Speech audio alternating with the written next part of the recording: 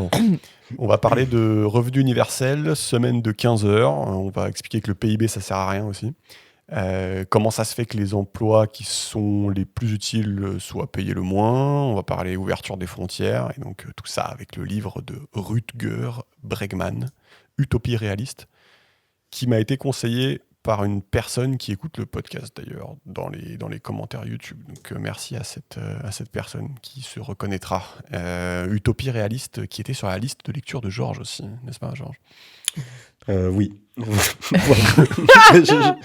ne l'ai pas lu. Voilà. Donc, et coïncidence étonnante, j'ai un pote aussi, Thibaut, qui m'a envoyé un SMS hier en me disant tu l'as lu ce livre, il est bien? Et bah, je sais pas, je fais un épisode dessus quoi. Et genre voilà, que des coïncidences de ouf. Sur la liste de Georges, chez Thibaut, tout ça, tout ça. Mais si on peut préciser, je crois qu'il a quand même 5-6 ans, genre c'est pas non plus extrêmement novateur comme pensée. Non? Attends, je viens de tout faire tomber et je vais te dire exactement du coup. 2016, voilà. Ouais, ok. En effet.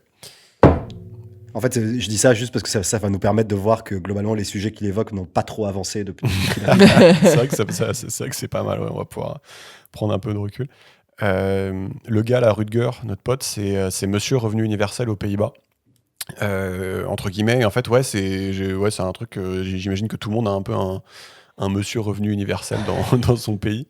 Et bah lui, c'est aux Pays-Bas. On avait fait Andrew Yang aussi, qui est Monsieur Revenu Universel aux États-Unis. Donc bah voilà. Et nous, c'est Benoît Hamon ou pas? Franchement, j'ai hésité, mais non, en fait, ce qui est marrant, c'est qu'on va le voir aussi à la fin. Il dit pourquoi lui, il balance des idées comme ça, type revenu universel, semaine de 15 heures aussi. C'est parce qu'il veut faire évoluer un peu les mentalités. Il veut faire évoluer la fenêtre d'Overton. On va rappeler ce que c'est à la fin du bouquin. Mais en fait, probablement que Benoît Hamon, il y allait un peu tôt, quoi, avec ça. Ouais, mais je crois que je l'avais entendu dire que, pareil, c'était un peu fait exprès, quoi. Ouais, peut-être, ouais. Donc, peut-être que c'est Benoît Hamon, notre Monsieur Revenu Universel. Donc voilà, ça va, vous êtes chaud? Yes. Allez. Donc en guise d'introduction, le gars là, Rutger, il va faire remarquer que si tu demandes à quelqu'un du Moyen-Âge, si tu le fais venir à notre époque, qu'est-ce que tu penses de notre époque? Le gars va répondre, ça ressemble au pays de Cocagne. Et donc le pays de Cocagne, c'était une espèce de rêve qu'avaient les gens à l'époque, où, je sais pas, il y avait des rivières de vin, des oies grillées qui volent, des crêpes sur les arbres, des trucs comme ça. Ça, c'était le pays de Cocagne. Et donc, en gros, le gars, il va s'amuser à citer tous les progrès qu'on a fait depuis le Moyen-Âge. Donc, voilà, richesse, santé, nourriture, déclin des guerres, tout ça, on a compris, on connaît. Et il dit que le problème principal de notre époque, c'est qu'en fait, on n'a rien de mieux à proposer que ce qu'on a aujourd'hui, puisque tout le monde a un peu, faussement ou pas, cette impression d'avoir atteint déjà l'idéal, d'avoir atteint le pays de Cocagne. Et donc, lui, son idée avec ce bouquin, c'était de proposer des trucs pour aller encore plus loin. Voilà. Donc, comment on fait pour essayer d'aller au-delà du pays de Cocagne, de ce qu'on a aujourd'hui? Et donc, il dit, Rutger, il dit, bah non, l'idée, c'est pas de faire une utopie, je suis pas Staline, ça sera pas un truc planifié à la lettre, mais l'idée, ça sera un peu de commencer à évoquer des idées générales qui vont orienter cette quête de l'utopie. Donc les idées générales, ça va être revenu universel, ouverture des frontières, semaine de 15 heures, un truc comme ça, quoi. Donc il engage la discussion. Et juste pour finir un peu cette intro, du coup, il pose quelques questions, et c'est vrai que dit comme ça, on est tous d'accord. Rutger, il demande pourquoi on travaille de plus en plus dur alors qu'on est plus riche que jamais. Première question. Deuxième question, il dit pourquoi des millions de gens vivent dans la pauvreté alors qu'on a les ressources pour les en faire sortir.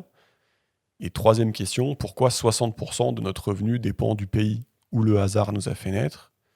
Et voilà. Et dit comme ça, c'est vrai qu'on se dit qu'on a de la marge de progression. Et donc, du coup, d'où le livre Utopie réaliste, comment aller au-delà du pays de Cocagne. Je sais pas si ça vous fait réagir. Ouais, moi je suis globalement d'accord avec ces questionnements et même la démarche de juste poser des questions pour voir c'est quoi la direction vers laquelle on veut s'orienter. Par contre, je suis pas certain qu'on travaille plus que jamais dans ces postulats.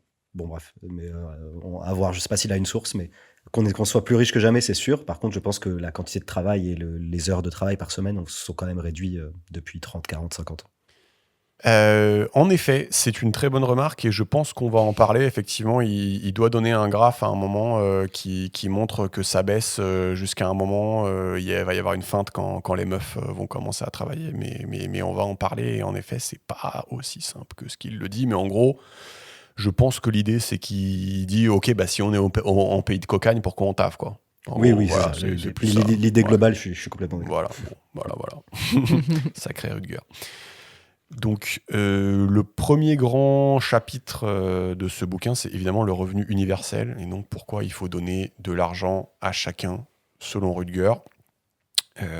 L'espèce de fer de lance de ce genre de raisonnement, alors vous êtes d'accord ou vous n'êtes pas d'accord, mais le fer de lance de ce truc-là, c'est que, en général, on va quand même essayer d'expliquer que le revenu universel, ça coûte moins cher, quand on prend tout en compte, que de ne pas le donner. Donc ça va être son espèce de fer de lance. Et donc, évidemment, quand on a un revenu universel, en plus du fait que ça coûte moins cher, la pauvreté décline, tout le monde est content, on y gagne sur tous les plans. Lui, il dit que c'est Byzance. Et donc, en gros, est-ce que vous aviez un peu ça en tête, déjà ?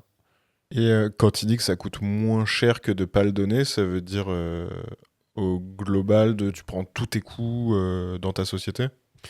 Ouais, en fait, c'est donc typiquement, lui, il va citer une étude qui a été menée, tu vois, en 2009 sur 13 sans-abri à Londres. Et en gros, tu vois, il compte, il dit, finalement, ils coûtent combien ces gens-là à la société ? Et donc, il dit, en termes de dépenses de police, de frais de justice, de services sociaux, ça peut être estimé à 30 000 euros par an par personne. Et c'est une estimation très prudente, apparemment, parce que ça peut aller jusqu'à 400 000 euros par an par personne, pour les sans-abri. Et là, dans cette expérience, justement, le gouvernement leur avait donné 3 000 euros à dépenser comme ils avaient envie, comme bon leur semble. Et ils avaient aussi possibilité d'avoir recours à un conseiller. Bon, donc du coup, il fallait aussi payer le conseiller, bien sûr. Et au final, ça revenait à un peu plus de 3 000 euros de dépensés par personne par an, donc par SDF, puisqu'il fallait, il fallait payer le conseiller aussi, donc c'était un peu plus de 3 000 euros. Et le truc avait eu des résultats très positifs, avec 7 gars qui dormaient plus dans la rue, 2 qui ont carrément pris des appartements à eux, voilà.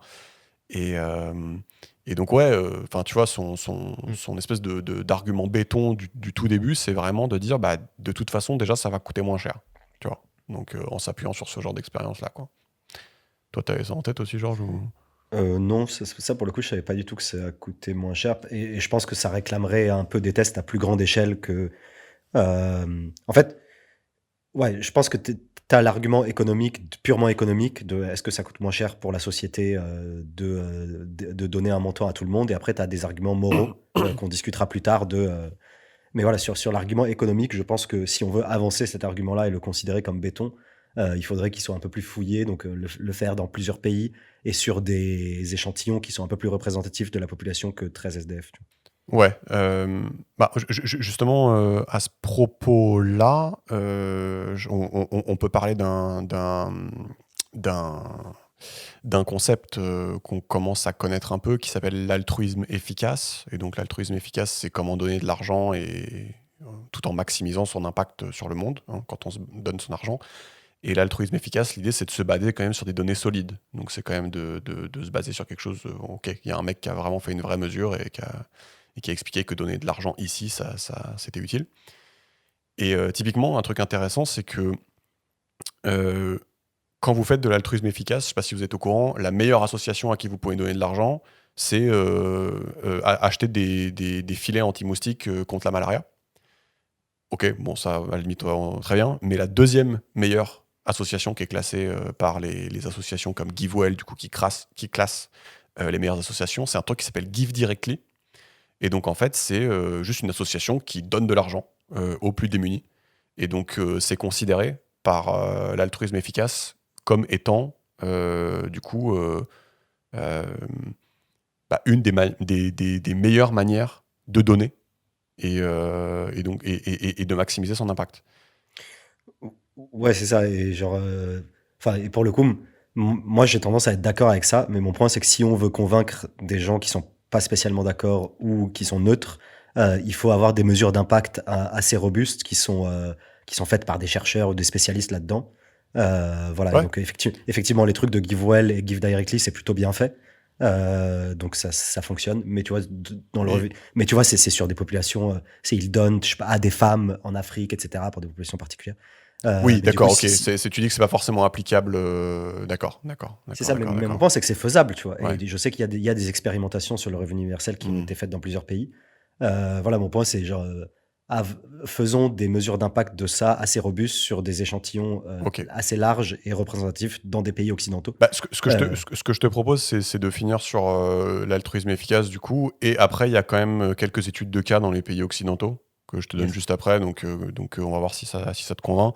Mais juste, du coup, pour les histoires de Give Directly, c'est assez intéressant ce qu'il dit parce que, en fait, dans le domaine de la charité, il y avait des gens qui disaient tout et n'importe quoi. Tu vois, il y a des gens qui disaient que acheter des moustiquaires, ça servait à rien, que les marchands locaux allaient faire faillite. Tu vois, il y en avait d'autres qui disaient vaut mieux les vendre au lieu de les donner. Il y en avait qui disaient faut pas distribuer de l'argent liquide aux gens, faut mettre des microcrédits. Il y en avait qui disaient faut donner des uniformes à l'école et pas des repas gratuits. Ça sert à rien de vermifuger les enfants. Et donc tout le monde était en train de se branler dans tous les sens jusqu'à ce qu'on a mis en place une méthode scientifique pour mesurer si une méthode était utile ou non. Donc ça s'appelle des essais randomisés. Hein. Donc tu prends une population, tu leur donnes des moustiquaires et une autre tu leur donnes pas et tu regardes ce qui se passe. Et donc il cite notamment l'économiste Esther Duflo comme figure principale de ce mouvement moi j'appelle ça arrêter de se branler et faire des mesures objectives. Et donc, juste pour finir là-dessus, c'est vrai que ça a l'air hyper contre-intuitif de donner de l'argent aux gens et de leur faire confiance. Enfin, ça a l'air contre-intuitif que ça va être une des meilleures solutions. Et en fait, Esther Duflo là, et ce mouvement, donc il appelle ça les randomistas, du coup, les gens qui font ces études-là, randomisées, avaient l'air plutôt de démontrer que c'était une des meilleures choses à faire. Donc ça, c'était pour l'Afrique. Ouais, et puis, moi, je trouve ça. Donc, déjà, c'est cool que ça a été démontré que dans certains contextes, c'est l'une des manières de donner qui a le plus d'impact sur le confort et le bonheur des gens, sur le confort de vie, etc., sur un certain nombre de critères. Et même moralement, je trouve ça assez beau, tu vois, dans le sens où je pense que peut-être qu'on peut voir ça en fonction de l'échiquier politique ou pas, mais je trouve que moralement, de se dire, tu sais, en général, tu as deux figures opposées. Tu as genre les gens qui disent on peut pas faire confiance aux gens, on peut pas leur donner parce que ils vont se faire du mal, ils vont acheter de l'alcool, ils vont acheter de la drogue, ils vont faire de la merde. Ouais. Donc ça, je pense que c'est plutôt les gens de droite. Et après, tu as plutôt les gens de gauche qui ont tendance à dire il faut seuls les gens, enfin, le fait de donner de l'argent, ça permet aux gens d'adresser précisément leurs besoins. Et seuls eux savent de quoi ils ont besoin et il faut leur faire confiance dans comment ils mènent leur existence. Tu vois. Et moi, je peux être d'accord avec les deux, mais c'est juste qu'il faut tu démontres en fait à un moment que ton truc c'est le mieux, quoi. Mais moi, ça me dérange. Moi, ça me dérange pas de dire ouais, les gens ils vont mal utiliser leur argent, mais si le contraire a été démontré, du coup, ça me dérange un petit peu. Tu vois. Exactement. Et en plus, je trouve ça moralement beau, quoi. Se dire, en fait, les gens, ils sont pas teubés.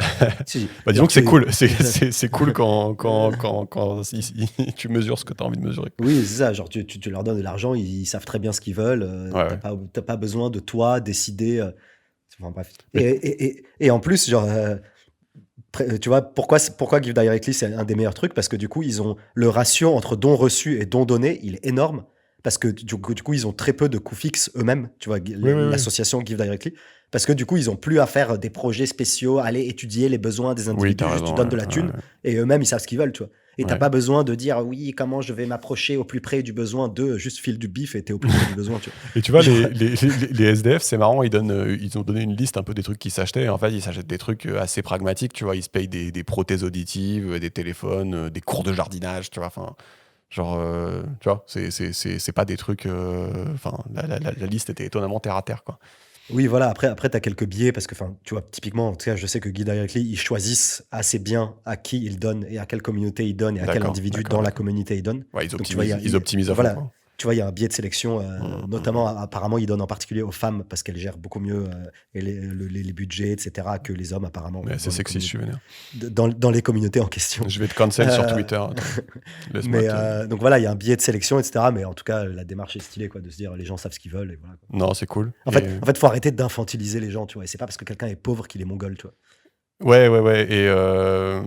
Et du coup, ça, on va en toucher 2 mots aussi tout à l'heure, où en gros, il va expliquer pourquoi on a l'impression que les pauvres font des mauvaises décisions. On va faire tout un paragraphe dessus. Je voudrais juste finir avec, tu demandais est-ce qu'il y a des choses qui ont été simulées, du coup, pas en Afrique. Et en effet, il y a une expérience de revenu universel qui a été simulée à Dauphin, au Canada. Donc, ils ont filé 20 000 € par an par personne. Et ils disent qu'ils ont constaté une réduction du temps de travail, pas de réduction du temps de travail ou très légèrement, parce qu'apparemment c'était une de leurs inquiétudes, mais ils ont surtout constaté 10% de réduction des hospitalisations, moins de violences conjugales, moins de pathologies mentales, et un impact sur la génération suivante avec une augmentation de 30% de réussite au bac, tu vois. Donc en gros, quand tu commences à compter un peu les effets bénéfiques, il est en train d'expliquer que tu rentres quand même un petit peu dans tes frais, quoi. Ouais, c'est ça. Moi, sur ce sujet, je suis un peu frustré parce que, enfin, j'ai pas suivi les différentes expériences qu'il y a eu, mais j'ai entendu que, enfin, régulièrement, je sais pas, tous les 4-5 mois, j'entends que tel pays ou telle ville ou telle région a lancé une expérimentation sur le revenu universel. Et j'ai l'impression que j'entends ça depuis, je sais pas, 5 à 8 ans. Ouais. Et juste, ça reste à l'état d'expérimentation et j'ai pas l'impression qu'il y a de généralisation ou même de suivre, enfin, il n'y a pas de suite en fait. Et Ouais. donc, si ces expériences ont du succès, j'aimerais avoir un peu une idée de pourquoi c'est pas généralisé, pourquoi il n'y a pas plus d'adhésion à ce sujet-là. Je sais pas trop, mais c'est vrai que tu as raison, parce qu'en effet, il y a un listing dans le bouquin où il dit ils ont fait ça dans telle ville, ça dans telle ville, ça dans telle ville, et à chaque fois ça a coûté tant, et on pense que ça a fait économiser tant, et c'est vrai que c'est toujours un petit peu plus élevé les économies que le reste. Ouais. Donc voilà. Donc pourquoi les pauvres se conduisent stupidement, entre guillemets, hein. On entend souvent des gens dire ils méritent d'être pauvres, puisqu'après tout, ils prennent toutes les mauvaises décisions, tu sais, commettent des crimes, ils sont obèses, ils prennent des drogues, de l'alcool, ils économisent moins, ils fument, ils font moins de sport, ils font des mauvaises lettres de motivation et tout. Pourquoi, à votre avis, pourquoi on a cette image-là? C'est pas le stress ambiant qui t'empêche de bien réfléchir? Ouais, exactement. Donc lui, il appelle ça la largeur de bande mentale. C'est pas la charge mentale. Mais je pense que c'est la même chose. Dommage, on n'a pas Clem.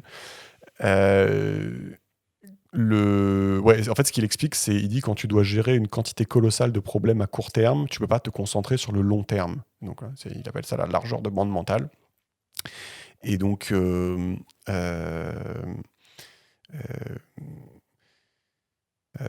comment dire? C'est vrai que aujourd'hui, la logique du gouvernement au niveau des aides sociales, c'est un peu de se dire si tu es vraiment dans le besoin, ça va pas te déranger de te taper toutes les étapes à la con nécessaires pour toucher tes aides. Et si t'es pas vraiment dans le besoin, du coup, tu vas pas être motivé pour faire tout ça. Et du coup, tout va bien dans le meilleur des mondes parce que finalement, il y a que les gens dans le besoin qui touchent les aides. Voilà. Et lui, il dit c'est un peu une fausse bonne idée parce que du coup, en faisant ça, tu réduis la largeur de bande mentale des gens et donc tu contribues aux forces qui poussent les gens en fait à prendre des mauvaises décisions parce que finalement, ils sont en train que de raisonner sur du court terme, quoi. Est-ce que moi j'aime bien en fait cet argument de largeur de bande mentale parce que ça va bien avec le revenu universel, dans le sens où il y a le côté inconditionnel avec le revenu universel, où tu te dis juste tu vas le toucher et tu vas avoir tout le temps dont tu as besoin pour faire autre chose, pour réfléchir à autre chose, pour t'inquiéter d'autre chose, quoi. Je sais pas si ça vous parle, ça. Ouais, si, enfin, tout ce qui est charge mentale et capacité cognitive, enfin, tu sais, en plus, je pense que ça a été démontré et qu'il y a plein d'expériences sociales, expériences cognitives qui ont démontré ces trucs-là, c'est-à-dire la capacité à prendre des décisions rationnelles se réduit avec la fatigue et ou avec le nombre de décisions prises préalablement. Ouais, c'est ça. Ouais, Euh, exactement. Et ça, enfin, c'est scientifiquement démontré, juste pour que l'audience sache, et il y a X expériences qui l'ont montré, etc. Et je pense que chacun, on peut le voir typiquement au supermarché, tu vois. Au supermarché, tu as plein de micro-décisions à faire, tu restes 2 heures au supermarché, à la fin, tu es crevé, Et à la fin, genre, je sais qu'on a tous fait au supermarché de aller, tu sais, on a la 122e décision à prendre. On est là, vas-y, on prend ça, je suis fatigué, juste on prend n'importe quoi. Tu vois. Et c'est pour ça, et c'est précisément pour ça que dans les magasins, ils mettent les sucreries enfin, ouais, ils mettent tout ce qui est sucré tout près des caisses, parce que du coup, c'est en fin de course. Et en fait, tu es beaucoup plus susceptible de prendre des décisions impulsives à la fin, à la caisse qu'au tout début. Ah, j'avais pas ça. Et du coup, c'est pour ça qu'ils mettent tous les chocolats, les chewing-gums, les trucs immondes tout près de la caisse, parce qu'en fait, du coup, tu vas te prendre un Mars parce que t'es crevé et t'es là, vas-y, je prends ça. Tu vois. Ah oui. Putain, c'est malin. Ça, c'est malin, je savais pas ça. Qu'est-ce que je vais dire aussi là sur le revenu universel? Ouais, il y a un autre truc, je trouvais ça intéressant dans le bouquin, il met 2 graphiques assez parlants où il trace le PIB par habitant de chaque pays. Et il va tracer ça en fonction de l'index des problèmes sociaux, donc tout ce qui est espérance de vie, instruction, mortalité, infantile, taux d'homicide, population carcérale, tout ça. Et il essaye de voir, en fait, est-ce qu'il y a un lien entre le PIB par habitant et cette métrique qui est en gros, est-ce que la vie est cool, quoi. Et donc, en fait, il trace ça, et en fait, il voit que ça n'a aucun rapport, PIB par habitant et cette métrique-là. Et notamment aux US, qui sont les pires, puisque du coup, ils sont très bons en PIB, mais ils sont à chier sur le reste. Et ce qui est assez drôle, c'est qu'ils retracent le même graphique, mais cette fois-ci, au lieu de PIB par habitant, ils tracent les inégalités. Et là, du coup, tout s'aligne, comme par magie. Ça fait une espèce de droite parfaite. Et donc, bon, ça va un peu dans le sens du revenu universel, parce que on se dit que si on veut augmenter un peu ces indicateurs sociaux qu'on aime bien, bah en fait, il faut plutôt jouer sur l'inégalité plutôt que sur la richesse globale d'un pays. Et donc, voilà, le revenu universel, ça peut être une approche pas mal. Je trouvais ça intéressant d'avoir aussi cet argument en plus, quoi. Ouais, bien sûr. Donc, le truc, tu vois, c'est toujours la même chose, quoi. Tu peux avoir un gros PIB par habitant, mais genre si t'es dans une dictature d'Afrique, tu vois, si t'es le Guinée-Bissau ou je sais pas quoi, et c'est genre le dictateur qui a tout et les autres qui ont rien, bah, par définition, enfin, tu vois, ouais, ton écart type, il est énorme. Et aux États-Unis, c'est un peu ça, genre l'écart type entre les gens, l'écart type, il est gros, et du coup, genre, voilà, du coup, t'as des gens qui accumulent des richesses de ouf et le reste, ils peuvent pas vivre dignement, quoi. non, mais ouais, mais aussi, tu sais, il y a le côté où on dit, bah, en fait, si les gens ont des richesses qui n'ont aucun sens, bah, vous devriez être content parce qu'ils vous rendent, vous, un peu plus riche, tu vois. Ça va pas dans ce sens-là non plus, tu vois. Donc ça peut Ouais. aussi être une chose sur laquelle on peut réfléchir. Évidemment, dans tout ce qui est revenu universel, on va aussi devoir évoquer le phénomène d'automatisation des tâches, qui est aussi du coup un argument supplémentaire. Et donc il rappelle qu'il faut de moins en moins de personnes pour créer une affaire qui marche. Et donc du coup, il veut dire, bah, quand il y a une affaire qui marche, par définition, il y a de moins en moins de gens qui en profitent. Et donc il cite l'exemple de Kodak, qui avait 150 000 employés en 1980 et qui a fait faillite en 2012. Donc d'un côté, il y a Kodak, et de l'autre côté, il y a Instagram qui est animé par 13 personnes et qui était vendu à Facebook pour 1 milliard d'euros, quoi. Et donc là, il dit, Rutger, il veut le revenu universel. Donc ouais, il y a toute cette histoire de, en fait, à la limite, si on se dit que tout va finir par être automatisé, bah à un moment, enfin, tu vois, faut bien faire quelque chose, quoi.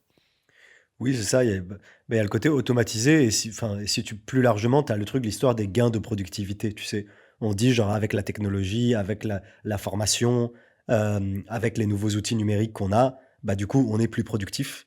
Et en fait, être plus productif, ça veut dire quoi? Ça veut dire que pour une personne, créer plus d'unités de richesse qu'auparavant. Ouais.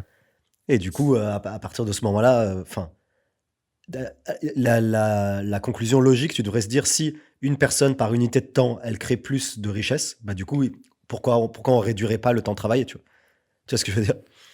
Ouais, là c'est quand tu raisonnes globalement, mais Ouais. je suis d'accord. Mais par contre, tu peux aussi raisonner en disant, bah, de toute façon, à richesse égale, à quantité de richesse égale, si le monde shift vers un monde où c'est 13 personnes qui génèrent toute la richesse, même si c'est à richesse Ouais. égale, bah du coup, ouais, faut faire un truc, quoi, en fait, parce que on va pas juste avoir 13 personnes qui mangent, quoi. Yes. Donc voilà, c'est un peu ça son truc. Donc ça, c'est l'autre argument, qui est l'argument de l'automatisation. Et il dit, revenu universel qu'il faudra apposer à une taxation du capital. Alors pourquoi il dit ça? Donc il dit qu'il faut le revenu universel et une taxation du capital. Et pourquoi il dit ça? Parce que en fait, il va citer l'espèce de divergence là qui est décrite par Thomas Piketty, où en fait Thomas Piketty, si je résume bien ce qu'il pense, c'est qu'il dit que si le capital permet de t'enrichir plus vite que la croissance, bah en fait, au bout d'un moment, les gens qui détiennent le capital, juste ça va diverger. Enfin, leur fortune va juste complètement exploser, quoi. D'accord. Il va y avoir une espèce de fonction exponentielle. Est-ce que ça vous parle des trucs de Piketty où il faut qu'on passe un peu de temps là-dessus? Non, moi, ça me va. Moi, j'ai compris. Ok. J'ai compris ce que t'as dit. Vous êtes trop intelligent. Non, mais aussi, c'est un des arguments aussi qui peut faciliter l'adoption du revenu universel, c'est de dire aussi que tu peux le financer par une taxe par le capital. Tu vois. Parce que, Oui, en effet. enfin, ouais, en fait, c'est ce vrai. serait bien aussi, là, il donne les arguments, mais tu vois, ce serait bien aussi d'évoquer les contre-arguments de pourquoi les gens en général s'opposent au revenu universel. Et tu as des arguments de faisabilité et tu as des arguments moraux. Donc, tu as les arguments moraux de ah bah non, ça va nous rendre flemmards, ou ah non, c'est quand on te donne de l'argent que quand tu le mérites et que tu as travaillé pour ça. Et tu as les arguments de faisabilité de dire bah ça va coûter trop cher, tu vois. Et Est-ce là, que- c'est intéressant parce qu'avec ses arguments, enfin avec ce qu'il dit, il adresse un peu les deux. Tu vois, genre typiquement la taxe sur le capital, ça répond à l'argument ça va coûter trop cher, comment on le finance. Ouais, est-ce qu'on peut faire un peu les contre-arguments? Parce que finalement, là, on est arrivé au bout du chapitre sur le revenu universel et ça serait bien, peut-être moi j'aimerais bien recueillir un peu vos impressions là-dessus. Est-ce qu'on peut faire les contre-arguments? Est-ce qu'il y a des choses qu'on n'a pas dites là-dessus ou est-ce qu'on a abordé un peu tous les points? Je sais pas si il y a des choses à rajouter là-dessus. Moi, j'avoue, c'est le moment où je vais arriver avec des sur-arguments, tu vois. Vas-y, Ou, mais t'es la caution gauchiste. Non, mais donc, parce qu'en fait, d'un point de vue, il adresse pas trop le point de vue politique de pourquoi on peut vouloir faire le revenu universel. Et Bah, en fait, vas-y, ouais. l'idée, c'est, en gros, le travail, il est fait par des gens qui travaillent, pas par les gens qui détiennent les capitaux. Et du coup, il est, de ce point de vue-là, juste que ce soit les gens qui ont travaillé qui récupèrent l'argent produit. À ce niveau-là, c'est même plus une taxation du capital, hein, c'est juste de récupérer les profits générés par les entreprises pour redistribuer la valeur en termes de salaire à tout le monde. Mais imagine juste, pour prendre un cas un peu débile, il y a juste un espèce de péon qui détient tous les robots, tu vois. Ouais, mais en fait, il y a toujours des gens qui vont faire la bouffe, qui vont cultiver la terre. Ouais, donc le cas, à la limite, marche pas, quoi. En fait, et d'un point de vue communiste, n'importe quelle activité physique de création de nourriture, de richesse, de matériaux est en fait un travail. L'idée, c'est de dire que en fait, si tu fais ton jardin chez toi, t'es juste là à faire ton jardin, tu travailles, voilà. Si t'embauches quelqu'un pour faire ce travail, là, dans le système capitaliste, tu vas considérer que c'est quelqu'un qui a travaillé pour toi. Ah ok, attends, si je peux le reformuler, juste pour comprendre, ça c'est un truc que je crois que j'avais déjà entendu, en effet, c'est-à-dire que si on va expliquer, si une mère s'occupe de son enfant, ou un père d'ailleurs, c'est pas compté comme un travail, C'est ça. mais par contre si la mère ou le père va travailler, et qu'elle embauche une nounou ou une aide voilà, pour garder l'enfant, dans ces cas-là, ça redevient un travail et c'est un peu chelou. Et en fait, c'est ça, ces trucs-là rentrent dans le PIB. Ouais. Et du coup, cette génération de richesse, ces échanges de richesse, ils sont comptés dans le PIB. Et en fait, ce que ça veut dire, c'est que en fait, plutôt que d'embaucher une nourrice et de travailler, juste tu t'occupes de tes enfants. et si juste tu t'occupes de tes enfants, en fait, tu peux politiquement considérer que tu produis de la richesse. D'accord, ouais, ok. Ouais. Et c'est sur ce point de vue-là que tu peux dire, en fait, tout le monde doit être payé une somme minimale à partir de ses 18 ans. Voilà. Ok, et aussi, je pense qu'il faut le dire aussi, il y a des gens, ils vont juste pas s'occuper de leurs enfants, ils vont juste trimballer, ils vont jouer à FIFA. Ouais. Mais à la rigueur, ouais, c'est un peu le prix à payer, quoi. Alors, c'est un peu le prix à payer. Moi, là, du coup, j'ai un contre-argument contre ça, c'est d'avoir vu suffisamment au travail des gens qui branlaient rien. Ah ouais, ça c'est pas là, ça on peut l'adresser aussi. Ouais. C'est que du coup, même au taf, il y a des gens qui branlent rien. Quoi. Même au taf, moi j'ai vu bullshit jobs, ouais. Alors bullshit job, et même des gens qui, étaient vraiment contre-productifs, et du coup, autant qu'ils soient chez eux à jouer à FIFA, ou que du coup, ils soient chez eux à pouvoir faire quelque chose qui va être intéressant pour Ouais. leur vie, pour la société. Donc toi, ton argument, c'est de dire, de toute façon, si un mec, il est parti pour rien branler, Ouais. même au taf, il va rien branler, donc C'est ça. autant que il aille chez lui et qu'il joue à FIFA, quoi. Et on en a vu, hein, tous, dans notre vie, mais je pense que c'est minime par rapport aux gens qui, de toute façon, font des choses, vont Ouais. s'occuper de quelque chose. Ouais, ça c'est pas mal, je suis content qu'on ait dit ça. Je sais pas s'il y a autre chose à rajouter là-dessus. Bah, en fait, on aurait dû, je pense, s'intéresser un peu à la question avant de se dire c'est quoi les comptes. Parce que le fait est que personne n'a mis en place le revenu universel, tu vois. Ouais. Alors, et du coup, là, par contre, je te coupe direct. Parce qu'en fait, on a des exemples dans le système qui existe. C'est-à-dire que les retraités, ils ont un revenu de la date de leur retraite à la fin de leur vie. Les chômeurs, ils ont un revenu sur une durée limitée, alors qu'il y a de plus en plus caution à devoir chercher du travail ou faire des trucs. Et en fait, tous les fonctionnaires, alors en France au moins, ont un revenu à la qualification, donc ils commencent à un revenu donné.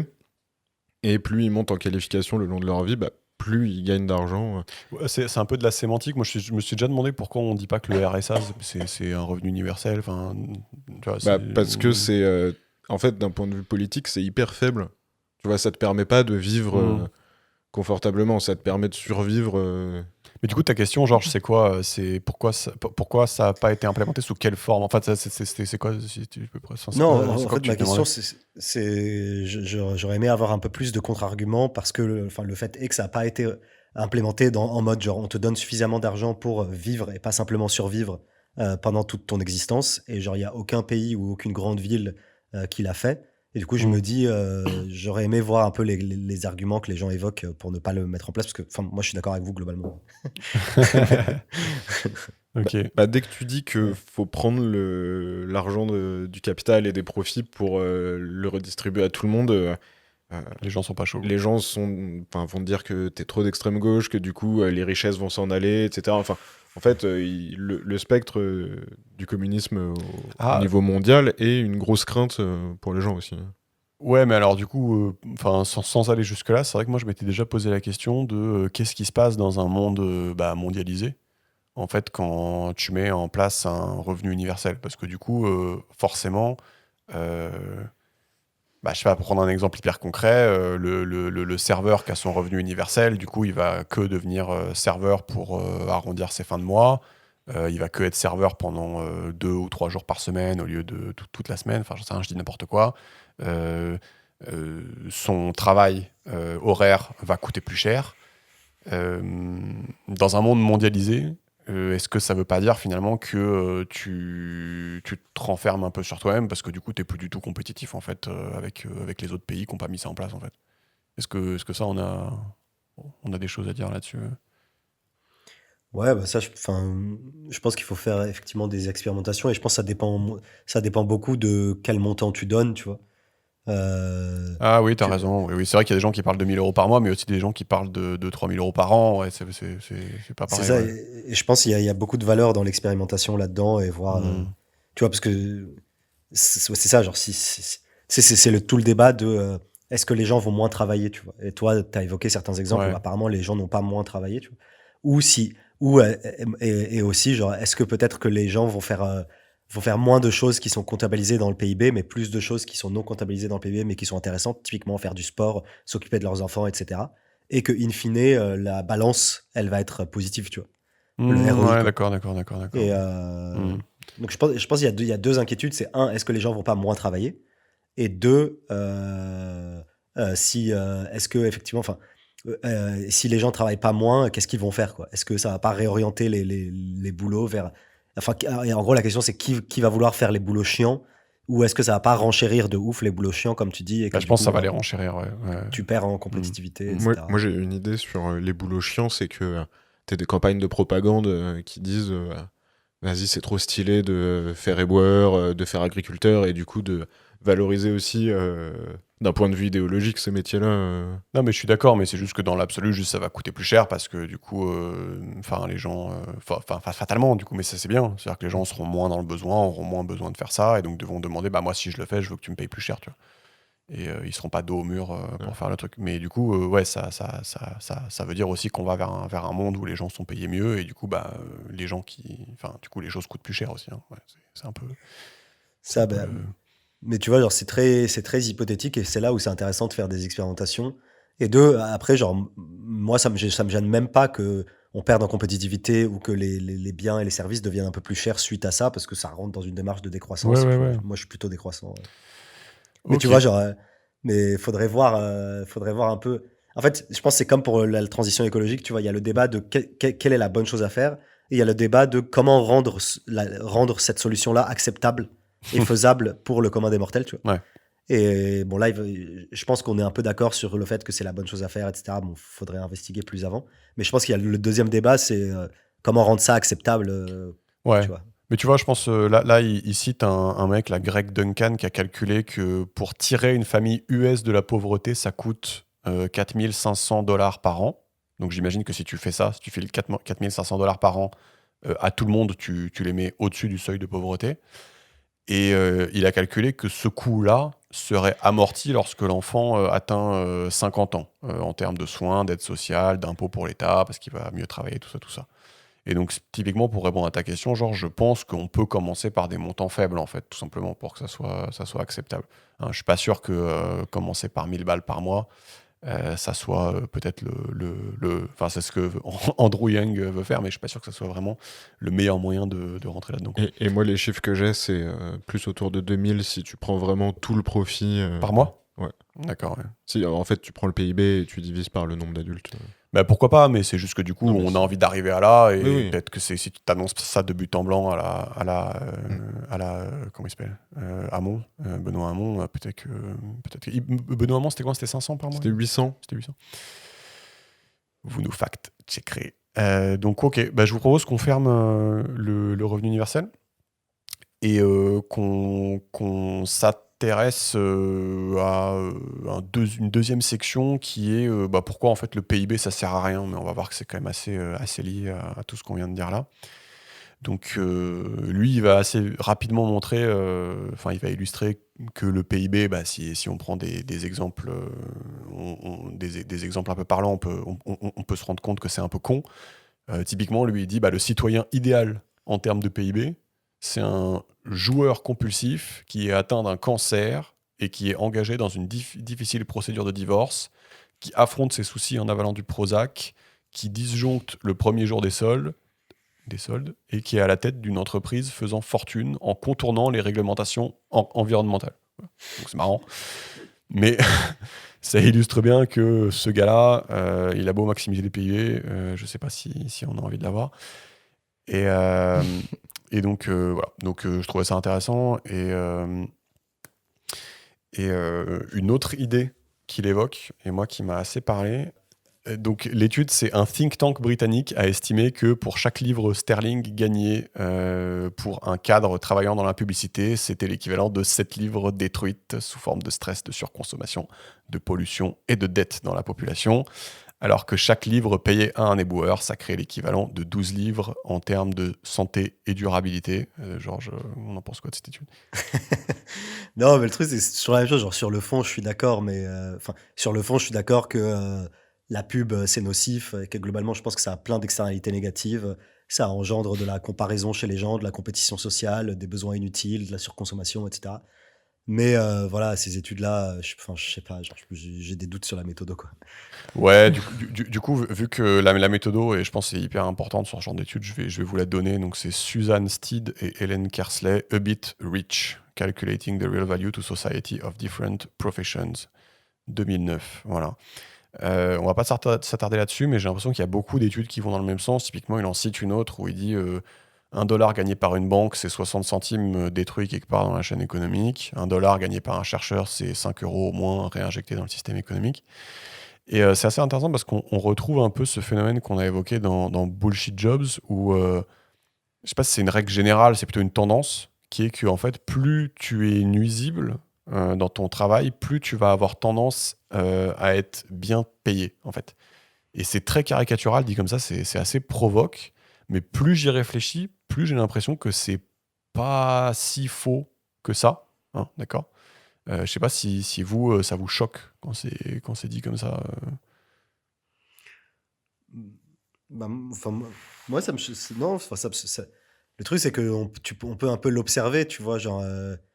Enfin, au-delà du nuisible, mais si tu veux, genre, on pourrait.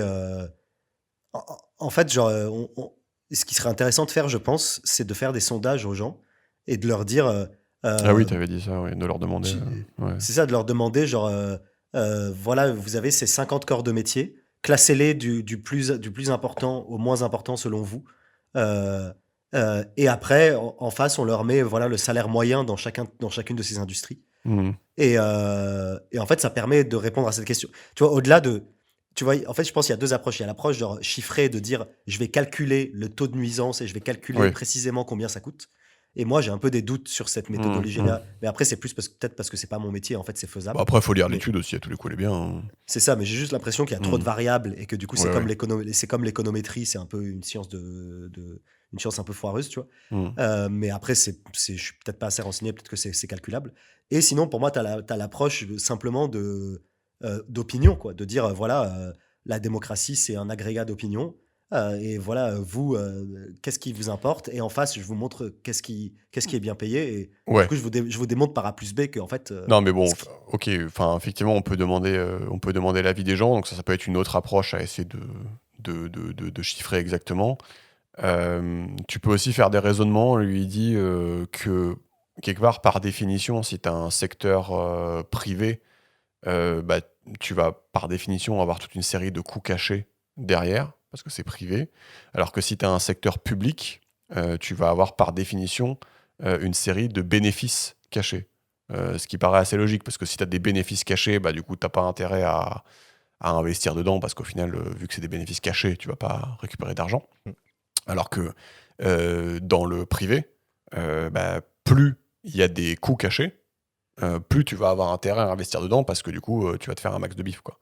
Et donc, il y a un peu une loi universelle qui répartit les trucs, qui découpe les trucs comme ça. Je trouvais ça intéressant. Oui, c'est vrai, c'est intéressant. Ça. Mm. En gros, oui, c'est ça. Enfin, plus les coûts, moins les coûts sont imputés, plus, Ouais. plus tu fais du profit artificiellement. Ouais, c'est ça. Plus t'as envie, Et- plus t'as envie d'investir, quoi. Ouais. Voilà. Bon, voilà, du coup, on peut finir le truc sur le PIB, mais il finit avec un truc intéressant. Il dit attention, même il généralise, pas que le PIB, attention au genre de vice. Quand on dit, vous savez, cette école remet beaucoup de diplômes, c'est donc un enseignement de qualité. Ce labo a beaucoup de publications, c'est donc une recherche de qualité, bonne audience, bonne émission. Voilà. Lui, il dit voilà, faites attention à ce genre de choses. Il dit les humains sont très bons pour perdre leur temps, jouer, créer, explorer. Voilà. Gouverner par les chiffres, c'est le dernier recours d'un pays qui n'a pas de vision utopique, nous dit Rutger. N'est-ce pas? Ça, je suis pas spécialement d'accord, mais enfin, je pense qu'il faut les deux, quoi. Il faut avoir une vision et il faut avoir les chiffres pour voir si ce que tu implémentes fait avancer ta vision, tu vois. Oui, Donc je suis d'accord. Voilà, bon bref, c'est assez facile. Ouais. On est d'accord. Mais tu vois, genre, effectivement, je pense que la vision, c'est important de se dire collectivement vers quoi on veut avancer. Est-ce qu'on veut avancer vers plus ou moins de travail? Est-ce qu'on va avancer vers plus ou moins d'égalité? Est-ce qu'on va Oui, avancer vers plus. Et Ouais. après, mais par contre, genre, si t'as pas les chiffres, après, t'es Donald Trump, quoi. Et d'ailleurs, fun fact, il y a un pays en Asie, le Bhoutan, un truc comme ça, Ouais. qui a mis en place le bonheur intérieur brut comme indicateur Ah, ça me dit quelque chose. du Ouais. bonheur chez eux. Ouais. Pareil, les gens mettront en commentaire pour nous Ouais. donner plus d'infos. Et bah, du coup, c'est un pays pauvre, mais ils ont quand même un indicateur de est-ce que les gens sont quand même contents, tu vois. Mais c'est bullshité un peu ou ça fait ou non J'ai pas plus d'infos que ça. D'accord, ok. Oui, parce que si c'est bullshité et que les mecs tirent le truc vers le haut, non, bah ok. Non, mais le truc, c'est que moi je rejoins l'idée, c'est que en fait, si t'as des métriques de merde, du genre, bah, quand tu dis cette école remet beaucoup de diplômes, c'est donc un enseignement de qualité, bah, du coup, en effet, t'as des métriques de merde et ça sert à rien. Par contre, ce que tu dis, Georges, bah, c'est que du coup, faut peut-être essayer d'avoir des métriques de qualité, quoi. Sinon, Oui. t'es Donald Trump. Ouais, ou faut avoir des métriques de contrôle, tu vois. Je pense Ouais, que ouais. des Non, gens mais qui on ont est fait d'accord, on est des stats ou des maths pour, tu vois, genre, Hmm. une métrique, c'est effectivement de la merde, mais un jeu de métriques et Mm. qui s'impactent l'un l'autre ou qui se contrôlent l'un l'autre, déjà, c'est plus robuste, quoi. Yes. Oui, et puis il faut savoir ce que ça représente. L'école qui fait sortir plein de gens avec un diplôme, bah, en fait, la difficulté, c'est d'y rentrer, c'est pas d'en sortir. Enfin, tu vois, c'est toujours. Ouais, ouais. On est d'accord. Troisième point, on va parler de la semaine de 15 heures. Et donc, du coup, là, on va essayer de répondre à ta question, Georges, puisqu'il va montrer un graphe du nombre d'heures travaillées par personne et par an. Et donc, en effet, ce graphe chute depuis 1870, donc depuis la révolution industrielle, en gros, hein, voilà. Si je me permets d'interpréter les chiffres à la place de Rutger. Donc voilà, donc on a effectivement une augmentation du temps de loisir, donc ça c'est un fait, donc tu avais plutôt raison. Mais on a surtout, selon l'auteur, une augmentation de la consommation, hein. C'est-à-dire que, ok, on travaille un peu moins, mais en fait la consommation, elle a explosé. Donc il dit les heures travaillées chutent mollement depuis 1870 à un rythme régulier, mais la consommation, elle augmente en pente raide. Et donc c'est un peu comme si on pouvait pas se permettre de travailler moins parce que, je sais pas, le temps libre coûte de l'argent et sur son temps libre tu consommes et donc du coup le temps libre ça coûte cher, quoi. Et je vais juste rajouter un point intéressant qui est soulevé par l'auteur aussi, c'est que après 1970, donc le choc pétrolier, les chiffres du nombre d'heures travaillées par personne baissent, mais ils sont trompeurs parce que les femmes ayant rejoint la population active, il y a peut-être moins d'heures travaillées par personne, mais il y a moins de temps libre par foyer. Est-ce que ça fait sens, ce que je dis? Oui, parce que du coup, en fait, ce qu'il dit, c'est que les femmes, elles font pas mal de tâches ménagères, slash tâches non comptabilisées dans les heures de travail, Voilà, mais qui sont pas du loisir et que du coup, tu as un effet, t'as un biais lié à ça, quoi. voilà. Et donc, voilà. Et donc, pour les gens qui disent, bah, d'où les heures travaillées diminuent quand même après le choc pétrolier, bah, en fait, elles diminuent pas. Juste, il y a les femmes qui sont arrivées dans... Oui, en fait, il y a juste plus de gens qui bossent. Voilà, exactement. Exactement. Donc, si tu fais par personne, bah, du coup, tu fais, ah tiens, c'est marrant, ça diminue. Mais en fait, par foyer, ça diminue pas. Mm. Voilà, voilà, voilà. Donc ça, c'était marrant. Et là, on va avoir toute une série d'arguments en faveur de la semaine de 15 heures. Et donc, il va citer une série d'expériences. Donc, il y a des messieurs comme Ford, il y a des messieurs comme Kellogg, donc pour les cornflakes, et des messieurs comme Heath, Premier ministre britannique, que je ne connaissais pas. Et ces expériences, selon Rutger, elles démontrent que travailler moins augmenterait tellement la productivité, parce que les employés sont beaucoup plus alertes, motivés et créatifs, que ça serait la fête du slip, quoi. Euh, et donc, ça, c'est son premier argument. On va passer un peu plus de temps là-dessus, mais quand il continue dans ses arguments, il dit que la semaine de 15 heures est bonne pour le réchauffement climatique parce que les gens ayant moins de ressources, bah, ils vont consommer moins. Et donc, c'est un peu en contradiction avec l'argument du dessus où il dit que des gens qui travaillent moins, c'est des gens qui produisent plus. Sacré Rutger. Ouais. Mais enfin, peut-être que la productivité augmente, mais c'est pas suffisamment pour compenser. Tu vois ce que je veux dire? Non, mais en fait, ce qui se passe concrètement, moi, je pense que je vois son point, c'est que, en gros, ce qui a été mis en évidence, je pense par Ford et Kellogg, c'est que travailler 15 heures par semaine, et travailler 30 heures par semaine, et travailler 45 heures par semaine, tu n'es pas 3 fois plus productif quand tu travailles 45 heures par semaine que quand tu travailles 15 heures. Oui, exactement. Donc je pense qu'il y a juste une non-linéarité qui est là. Par contre, voilà, en effet, je pense qu'on est tous d'accord pour dire que quand tu travailles 45 heures par semaine, tu es plus productif que quand tu travailles 15 heures par semaine. En fait, tu produis plus, Voilà. mais t'es pas plus productif. Si tu ramènes autant travaillé, je pense que... Non, mais alors on peut dire ça comme ça. Mais si tu veux, si on dit ça, dans ces cas-là, son argument du réchauffement climatique qui recommence à faire sens, quoi. C'est-à-dire qu'en effet, voilà, 15 heures du fait de cette non-linéarité, tu produis quand même pas 3 fois moins. Et en même temps, bah, t'arrêtes de consommer plus que de raison, quoi. Voilà. Oui, c'est ça. Et je pense sur l'argument de la consommation aussi, je pense qu'il y a un argument mécanique qui est que, voilà, effectivement, si tu as moins de ressources, tu peux moins acheter. Et je pense qu'il y a un argument aussi, je sais pas, je dirais psychologique, qui est, et après ça, c'est une opinion, j'ai pas de fait là-dessus pour l'établir. Mais en tout cas, si je prends mon cas personnel, j'ai l'impression que je consomme plus ou que j'ai des impulsions de consommation plus fréquentes quand je travaille beaucoup et quand je suis stressé, tu vois. Et que j'ai des formes de sas de décompression où je me dis, allez, je m'achète ce God ceinture, tu vois. Bon, voilà, c'est un truc peut-être qu'on voudra creuser un jour. Et j'ai l'impression que je l'ai vu aussi chez des gens de mon entourage. Peut-être qu'aussi, il y a une forme de catharsis dans la consommation et aussi qui accentue l'effet de la réduction de la consommation quand on travaille moins. Non, je suis d'accord, j'ai un peu ce sentiment aussi. Moi, je suis complètement d'accord avec ça. Enfin, pour l'avoir vécu personnellement, sous stress. T'achètes des trucs, quoi. Ouais. Et en fait, ça rejoint l'argument de pourquoi les pauvres gèrent mal leur argent, tu vois. Eux, ils sont en stress constant, du coup, c'est compliqué, tu vois. Et en fait, c'est que tu achètes des trucs et aussi, donc il y a le côté, voilà, ressources, tu as moins de ressources, donc tu achètes moins. Il y a le côté, tu es moins stressé, tu es moins anxieux, donc tu achètes moins parce que tu as moins besoin d'écouler cette frustration. Et il y a aussi, il y a une question de temps, quoi. Tout simplement, juste quand tu n'as pas le temps, tu as besoin d'outils et de services pour faire des raccourcis, quoi. Tu commandes Uber Eats. Oui, je vois ce que tu veux dire. Tu vois, tu commandes Uber Eats, c'est un raccourci. T'achètes telle machine de ouf qui te fait transporter plus vite ou qui te fait ta bouffe plus vite, ton blender, machin. Oui, tu répares pas tes trucs parce que ça va plus vite d'acheter un nouveau. Exactement. Donc, tu vois, je pense qu'il y a trois. C'est ça, je pense qu'il y a 3 facteurs. Il y a les raccourcis que t'as plus besoin de prendre, il y a l'anxiété, la frustration, et il y a les ressources, quoi. C'est pas con.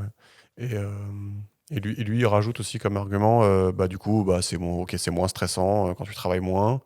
Il y a moins d'accidents et c'est aussi bon pour le chômage du coup parce que forcément si tu réduis le nombre d'heures travaillées, il y a plus de gens qui peuvent travailler.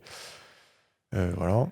Et puis c'est marrant parce que je trouve qu'on s'intéresse pas assez à la mise en place des 35 heures, tu sais, par Martine Aubry là. J'avoue que même moi-même je me suis pas assez intéressé, mais en fait il y a eu on a des exemples, tu vois, genre il y a eu du jour au lendemain, on est passé de, j'ai oublié c'était combien la durée de temps de travail légal maximale avant les 35 heures. Disons, je sais pas, 40, 45. C'était 39. Et genre, 39. 39. Tu vois, peut-être qu'avant 39, c'était, tu vois, il y a eu des paliers. Et donc, en fait, on a des trucs grandeur nature en France, on l'a fait. Et on a constaté que c'était pas la mort. Et donc, juste pourquoi on s'est arrêté, quoi. Et en fait, à chaque fois, tu as des énormes résistances du coup politiques de non, tu peux pas diminuer parce que ça va baisser la productivité, baisser le PIB. Enfin, en fait, il y a beaucoup d'arguments de gens qui vont sortir des arguments pour pas aller dans cette direction-là. Est-ce que c'est pas du coup, on en revient en fait que du coup si tu baisses ça, en fait en effet le travail coûte plus cher, quoi. Oui, c'est le coût du travail et c'est du coup moins de revenus pour les capitalistes qui du coup eux font leur profit là-dessus. Donc en fait comme ils ont beaucoup de pouvoir, ils essayent d'empêcher ce truc-là. Ouais, c'est ça. Moi, je suis d'accord. Mais voilà, genre, je trouve ça cool, intéressant qu'on ait des exemples concrets. On l'a déjà fait 3-4 fois il n'y a pas si longtemps en France. Et on peut faire un avant-après de voir si les prédictions cataclysmiques du gars du MEDEF se sont réalisées. En fait, non, tu vois. Mais en fait, déjà, le premier point, ce serait juste de faire 4 jours, tu vois. Ouais. Et tu sais, tu ferais pas toutes les mêmes personnes sur les 4 jours. Donc, il y aura toujours 5 jours travaillés, mais chacun individuellement, on ferait que 4. Non, mais ça a l'air c'est bien. Ça. Mais en fait, mon point, c'est juste de dire que c'est pas un truc novateur et c'est pas un truc utopiste et c'est pas un truc extrémiste dans le sens où on l'a déjà fait à plusieurs reprises et voilà. Tu vois. C'est un peu ça le truc intéressant, c'est de dire en fait ça existe, on peut tenter quoi. Mais je pense que, mais je pense encore une fois, vu qu'on est mondialisé, je pense qu'à chaque fois la question c'est à quel point on peut tirer sur la corde. Jusqu'à ce que en fait il y ait une sorte de jusqu'à ce qu'on se mette trop en décalage par rapport aux autres pays et du coup que en fait on perde toute compétitivité en fait. Je pense qu'il y a une espèce d'équation comme ça aussi à résoudre que moi j'ai pas fini de réfléchir là-dessus, j'arrive pas du tout à... Je pense qu'en France on est suffisamment un pays riche pour voir venir, tu vois. Ouais, je sais pas. Mais je pense que ça se tente, hein, mais en effet, je suis pas persuadé, quoi. Je me pose des questions encore. Il y avait d'autres choses qui étaient assez cool. Déjà, j'aime bien cette phrase. Il dit au niveau des inégalités, il dit les riches ne peuvent plus se permettre de pas travailler tellement ils sont payés. Les loisirs coûtent trop cher. Et c'est vrai que je m'étais dit ça une fois, tu sais, si tu fais le calcul et tu te dis si je passe au 4/5e, en fait, tu sais, tu fais toujours un calcul à la con, en fait, combien ça me coûte de passer au 4/5e, et tu te dis, en fait, je sais pas, ça va me coûter 300 balles la journée, quoi. Et en fait, tu dis, ah ouais, non, 300 balles, quand même, tu vois. Et c'est ouf, ça. Enfin, c'est hyper vrai, quoi, ce qu'il dit.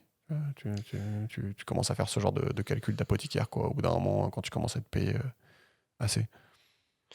Ouais, et puis ça rejoint, je sais pas si tu te rappelles, il y avait un bouquin qu'on avait fait il y a longtemps où il disait que il y avait une classe de travailleurs qui travaillaient énormément pour financer leur train de vie, etc. Et que, j'oublie c'était quel bouquin, mais Ouais, c'est tu vois, méritocratie trap, ouais, t'as raison, ouais, en effet. et ça rejoint la méritocratie trap en Ouais. fait, et ça rejoint aussi ton histoire de publicitaire et de compétition sociale, quoi. C'est que, en fait, plus tu gagnes en revenus, plus ton niveau de vie, tes standards de vie et tes dépenses augmentent. Et pourquoi?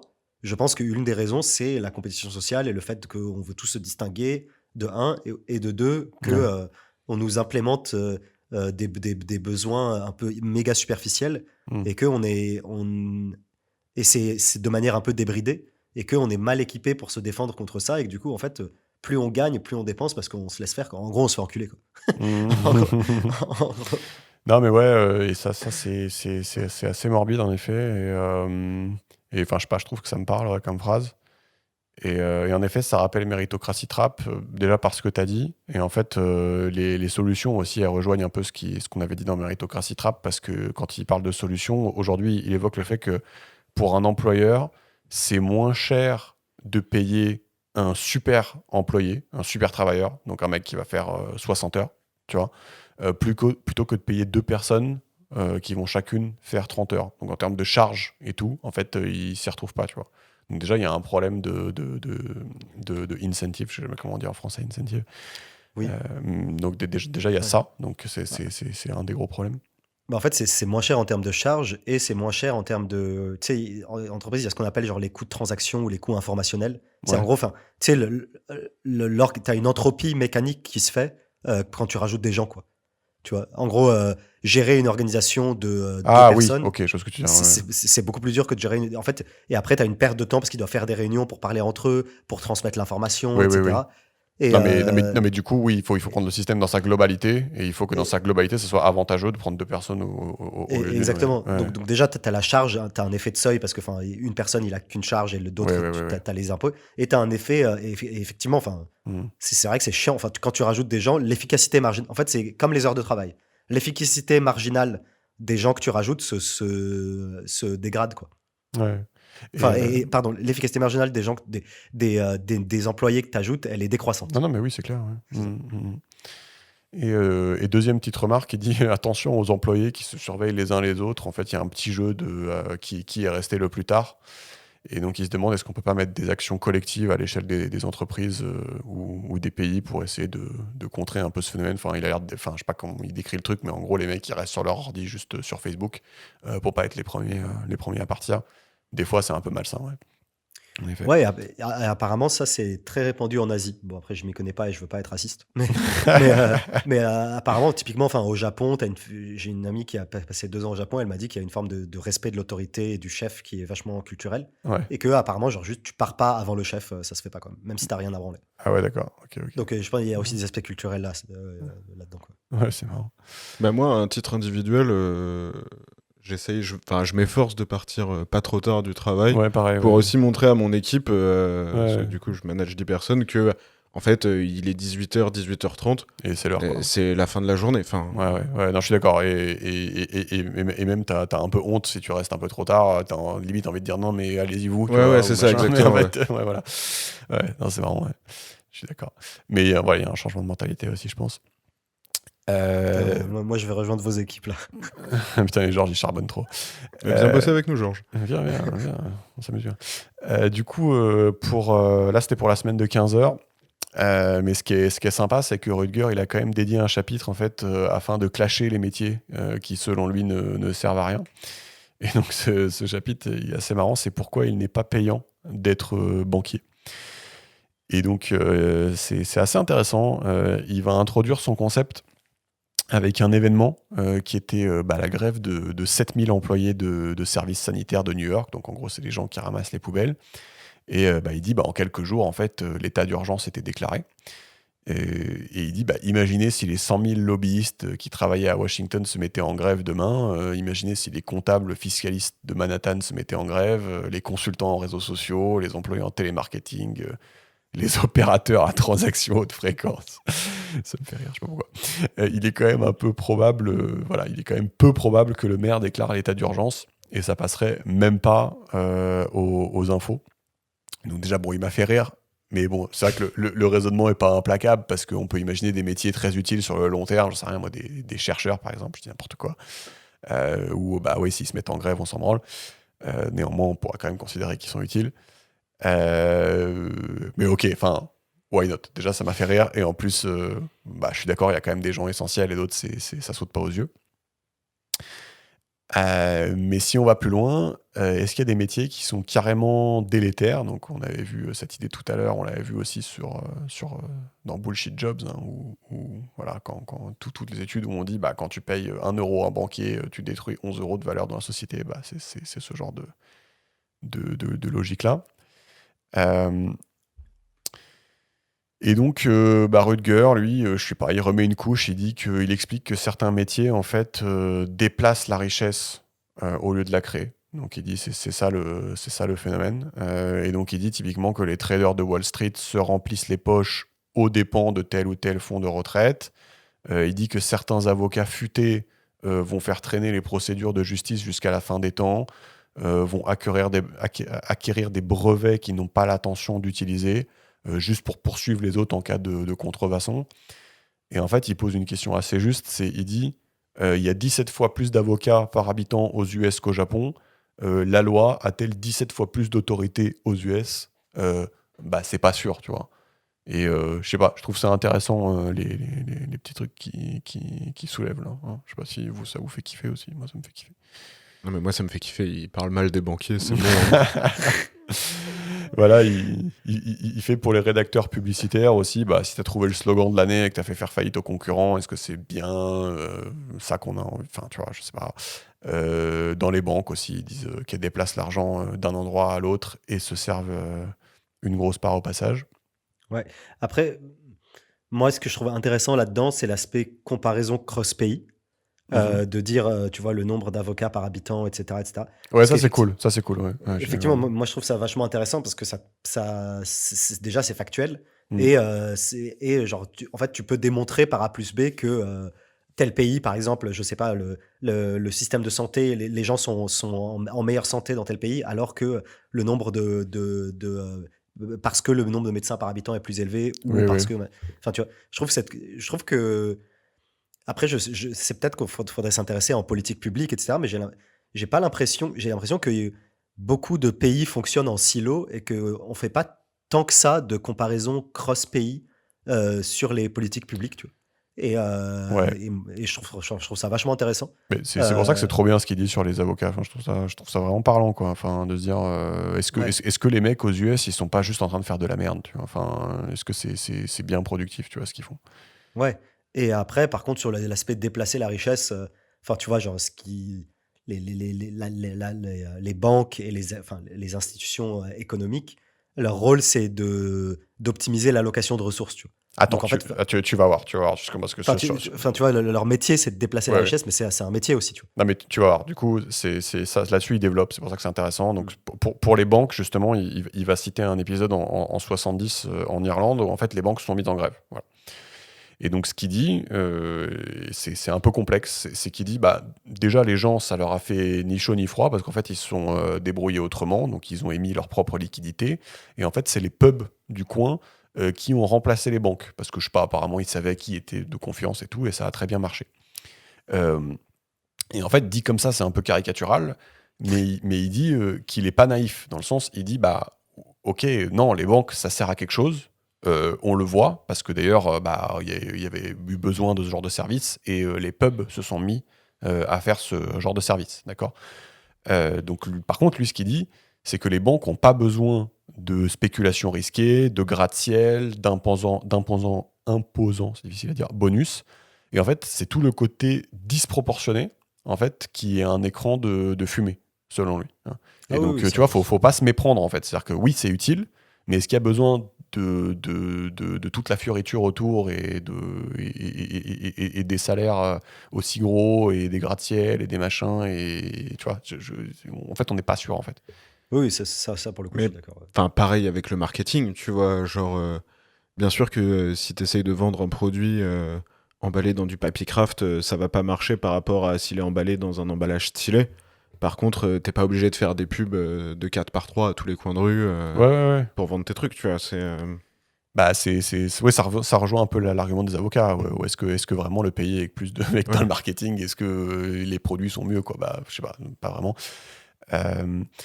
Mais Ouais, et là-dessus, même chose, ça m'intéresserait un jour de réfléchir à la question. Tu sais, tu as des métriques de genre le taux de marge par industrie, tu vois. ouais. Et ça, c'est des métriques publiques, tu vois. Tu peux savoir que, par exemple, l'industrie pharmaceutique, c'est une des industries qui a le plus fort taux de marge. Je sais pas, genre, ils ont 18% et je trouve ça intéressant parce que du coup, tu peux voir industrie par industrie lesquelles font le plus de bif, en fait. En gros. Ouais, d'accord. Et du coup, s'ils font le plus de bif, la déduction derrière, c'est du coup, leurs salariés sont les mieux payés en termes de travail horaire, en termes de salaire horaire, et ils versent le plus de dividendes aux actionnaires. En gros, le taux de marge, ça se transcrit en investissement un peu, mais surtout en Et dividendes pourquoi pour les les banques, elles actionnaires. n'ont pas un taux de marge de ouf, du coup, Bah, typiquement, ou je les pense, avocats? Ouais. Ah, tu penses mais qu'elles auront? non, mais je pense qu'effectivement aussi, typiquement, Ouais, le secteur financier a un taux de marge assez élevé. d'accord. Et ça rejoint en fait, c'est une autre manière de discuter le débat de est-ce que ces métiers te paraissent importants et regarde combien ils sont payés. Donc, pour moi c'est le débat qu'on évoquait avant, c'était à l'échelle individuelle. Et après, à l'échelle des entreprises, on peut avoir le même débat de quelles industries te paraissent importantes ou cruciales et regarde quel est leur taux de marge. Ok. Tu vois. Non, mais ok, Et bah, ça peut être une approche, ouais, je suis d'accord. ouais, enfin, je sais pas, moi, c'est toujours une métrique qui m'a intéressé, le taux de marge. Et je sais pas, j'aimerais un jour, j'investiguerai enfin, qu'est-ce que ça veut dire exactement. Est-ce que tu as Et l'impression que c'est corrélé, du coup, quand on pourra regarder, est-ce qu'on a l'impression que c'est corrélé avec les jobs qui sont pas forcément les plus utiles, quoi? ouais. Ouais. Et peut-être aussi qu'on peut se dire, j'en sais rien, je dis des trucs n'importe quoi, peut-être que c'est irréaliste, mais peut-être qu'on pourrait se dire, genre, n'importe quelle industrie, elle peut pas avoir un taux de marge plus élevé que tant. En Ouais, fait, d'accord, ok. et l'État met en place des prélèvements ou j'en sais rien pour faire en sorte que, en fait, dès que ton taux de marge devient trop élevé, c'est-à-dire que ton niveau de profit devient un peu démesuré, bah, d'une certaine manière, on te nique, tu vois. Ok. J'en sais rien. Après, je pense que c'est assez basique. Non, C'est mais assez, oui, c'est assez j'avoue, basique comme j'avoue, raisonnement. j'ai pas d'avis, mais il y a, Mais, y a rien dans ce ouais, que tu dis qui me ouais. choque trop. Ouais. Et donc, il va citer également le phénomène des bullshit jobs là, qui a été mis en évidence par David Graeber. Et il revient un peu sur le fait que, bah, en fait, concrètement, quand tu as un taf qui sert à rien ou qui est nuisible, bah, en fait, quelque part, tu as intérêt à être payé beaucoup parce que sinon, juste tu te suicides en fait, à faire de la merde. Et donc, c'est vrai que c'est quelque chose qui participe à cette espèce d'inflation des salaires sur les travails qui sont nuisibles ou inutiles. C'est que finalement, bah, tu vas demander à être payé plus parce que bah, tu n'as pas envie d'être nuisible ou inutile si c'est pour être payé pas cher, quoi. Donc, ça, c'est intéressant. Et il y a un autre point qui est intéressant, je trouve, c'est qu'il dit que c'est pas facile de faire de l'argent dans notre monde. Il faut être sacrément intelligent, en fait.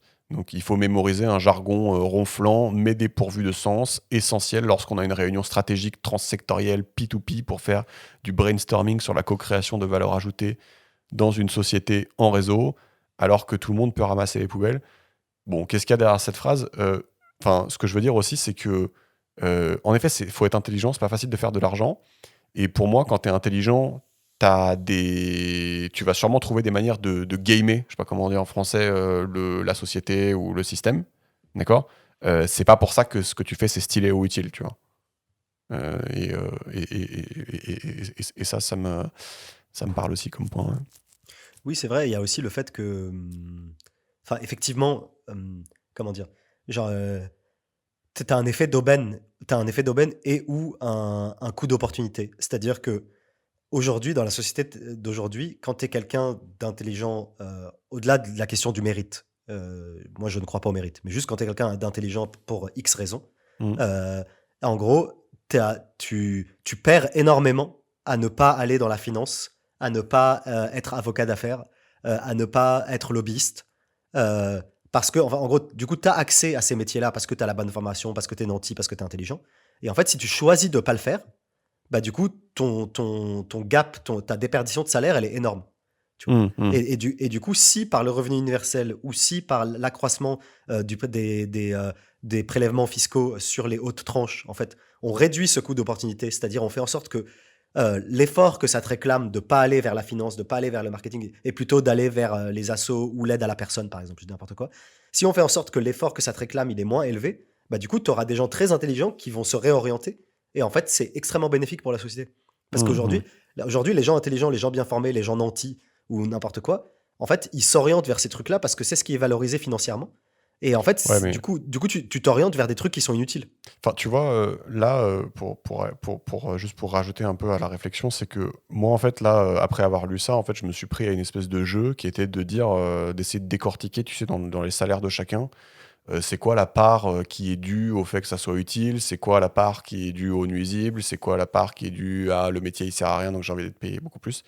Et donc, je me suis amusé à essayer de décortiquer ça dans les salaires. Et en fait, tu vois, enfin, plus j'y réfléchis, je trouve que c'est pas forcément toujours évident. Tu vois ce que je veux dire? Typiquement, je m'étais dit, imagine, t'es un super ingénieur, donc il y a une boîte qui va vouloir t'avoir pour que tu fasses des super produits. Bah, elle veut t'avoir, mais c'est aussi pour niquer la concurrence. Du coup, est-ce qu'il y a bien un intérêt à être payé beaucoup si c'est juste pour niquer la concurrence?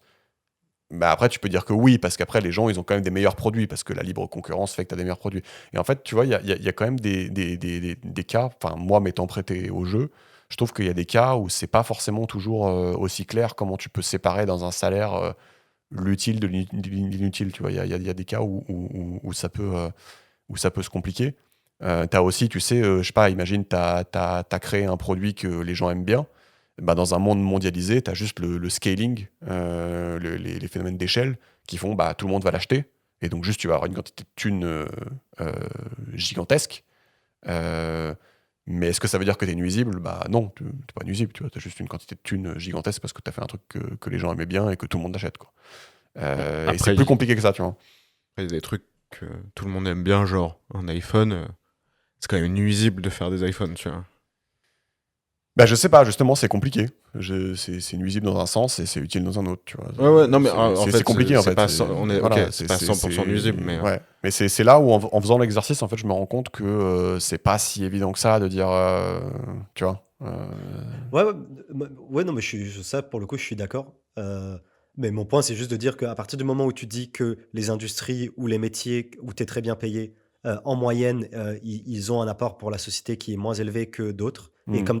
où c'était l'argument précédent où tu disais les métiers de merde, il faut qu'ils soient bien payés pour que les gens acceptent de faire ces métiers-là. Hmm. Bah, du coup, en fait, si par essence, tu réduis cet écart entre les trucs utiles et les trucs inutiles par des prélèvements fiscaux ou par le revenu universel, bah, du coup, les gens se réorienteront. Tu vois, en gros, tu auras moins d'intérêt en tant qu'individu, genre t'es jeune Non, diplômé. non, mais ça, on est Tu d'accord. auras Oui, moins oui, oui. d'intérêt à faire de la finance, tu auras moins Hmm. d'intérêt de faire le machin, parce que du coup, ce que tu perds, il sera moins élevé. Hmm. Et en fait, je pense, du coup, c'est une grande externalité positive à ça. Au-delà du coup, ça, à mon sens, ça réoriente les agents et les individus vers des activités qui sont plus bénéfiques pour la société. Donc, ça fait un argument de plus pour revenu universel et taxation du capital. Ouais. Hmm.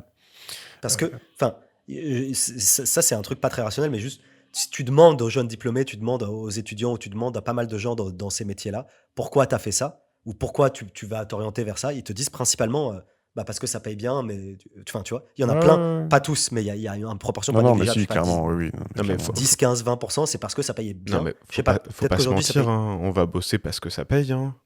Ouais, mais du coup, tu Ah. vois, peut-être qu'aujourd'hui, ils s'orientent vers ça parce que ça paye 3, 4, 5, 6, 7 fois mieux. Oui. Bah, si ça paye plus que 2 ou 3 fois mieux, bah, peut-être qu'ils s'orienteront moins vers. Oui, oui, Tu non, vois. non, mais ok, ça se tient, je suis d'accord. Faut qu'on traite aussi du sujet de l'ouverture des frontières. On peut faire ça un peu plus rapidement. Ce qui est assez intéressant, c'est qu'il cite l'étude de Michael Clements là, qui s'appelle Trillion Dollars Bills on the Sidewalk, où en gros, il t'explique qu'ouvrir les frontières, ça générait 65 000 milliards de dollars. Et donc, il est content. Mais je sais pas si tu te souviens, Georges, on avait fait un livre qui s'appelait We Wanted Workers de Borjas, où en gros le mec c'est un professionnel de l'immigration, il a fait ça toute sa vie, et il a essayé de faire un truc sans idéologie, où juste il t'explique ce qui est vrai et ce qui est bullshit.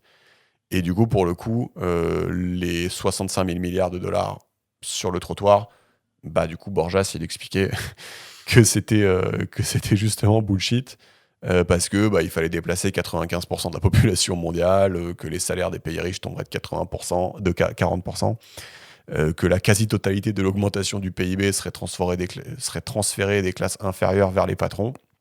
Vous regarderez l'épisode et tout.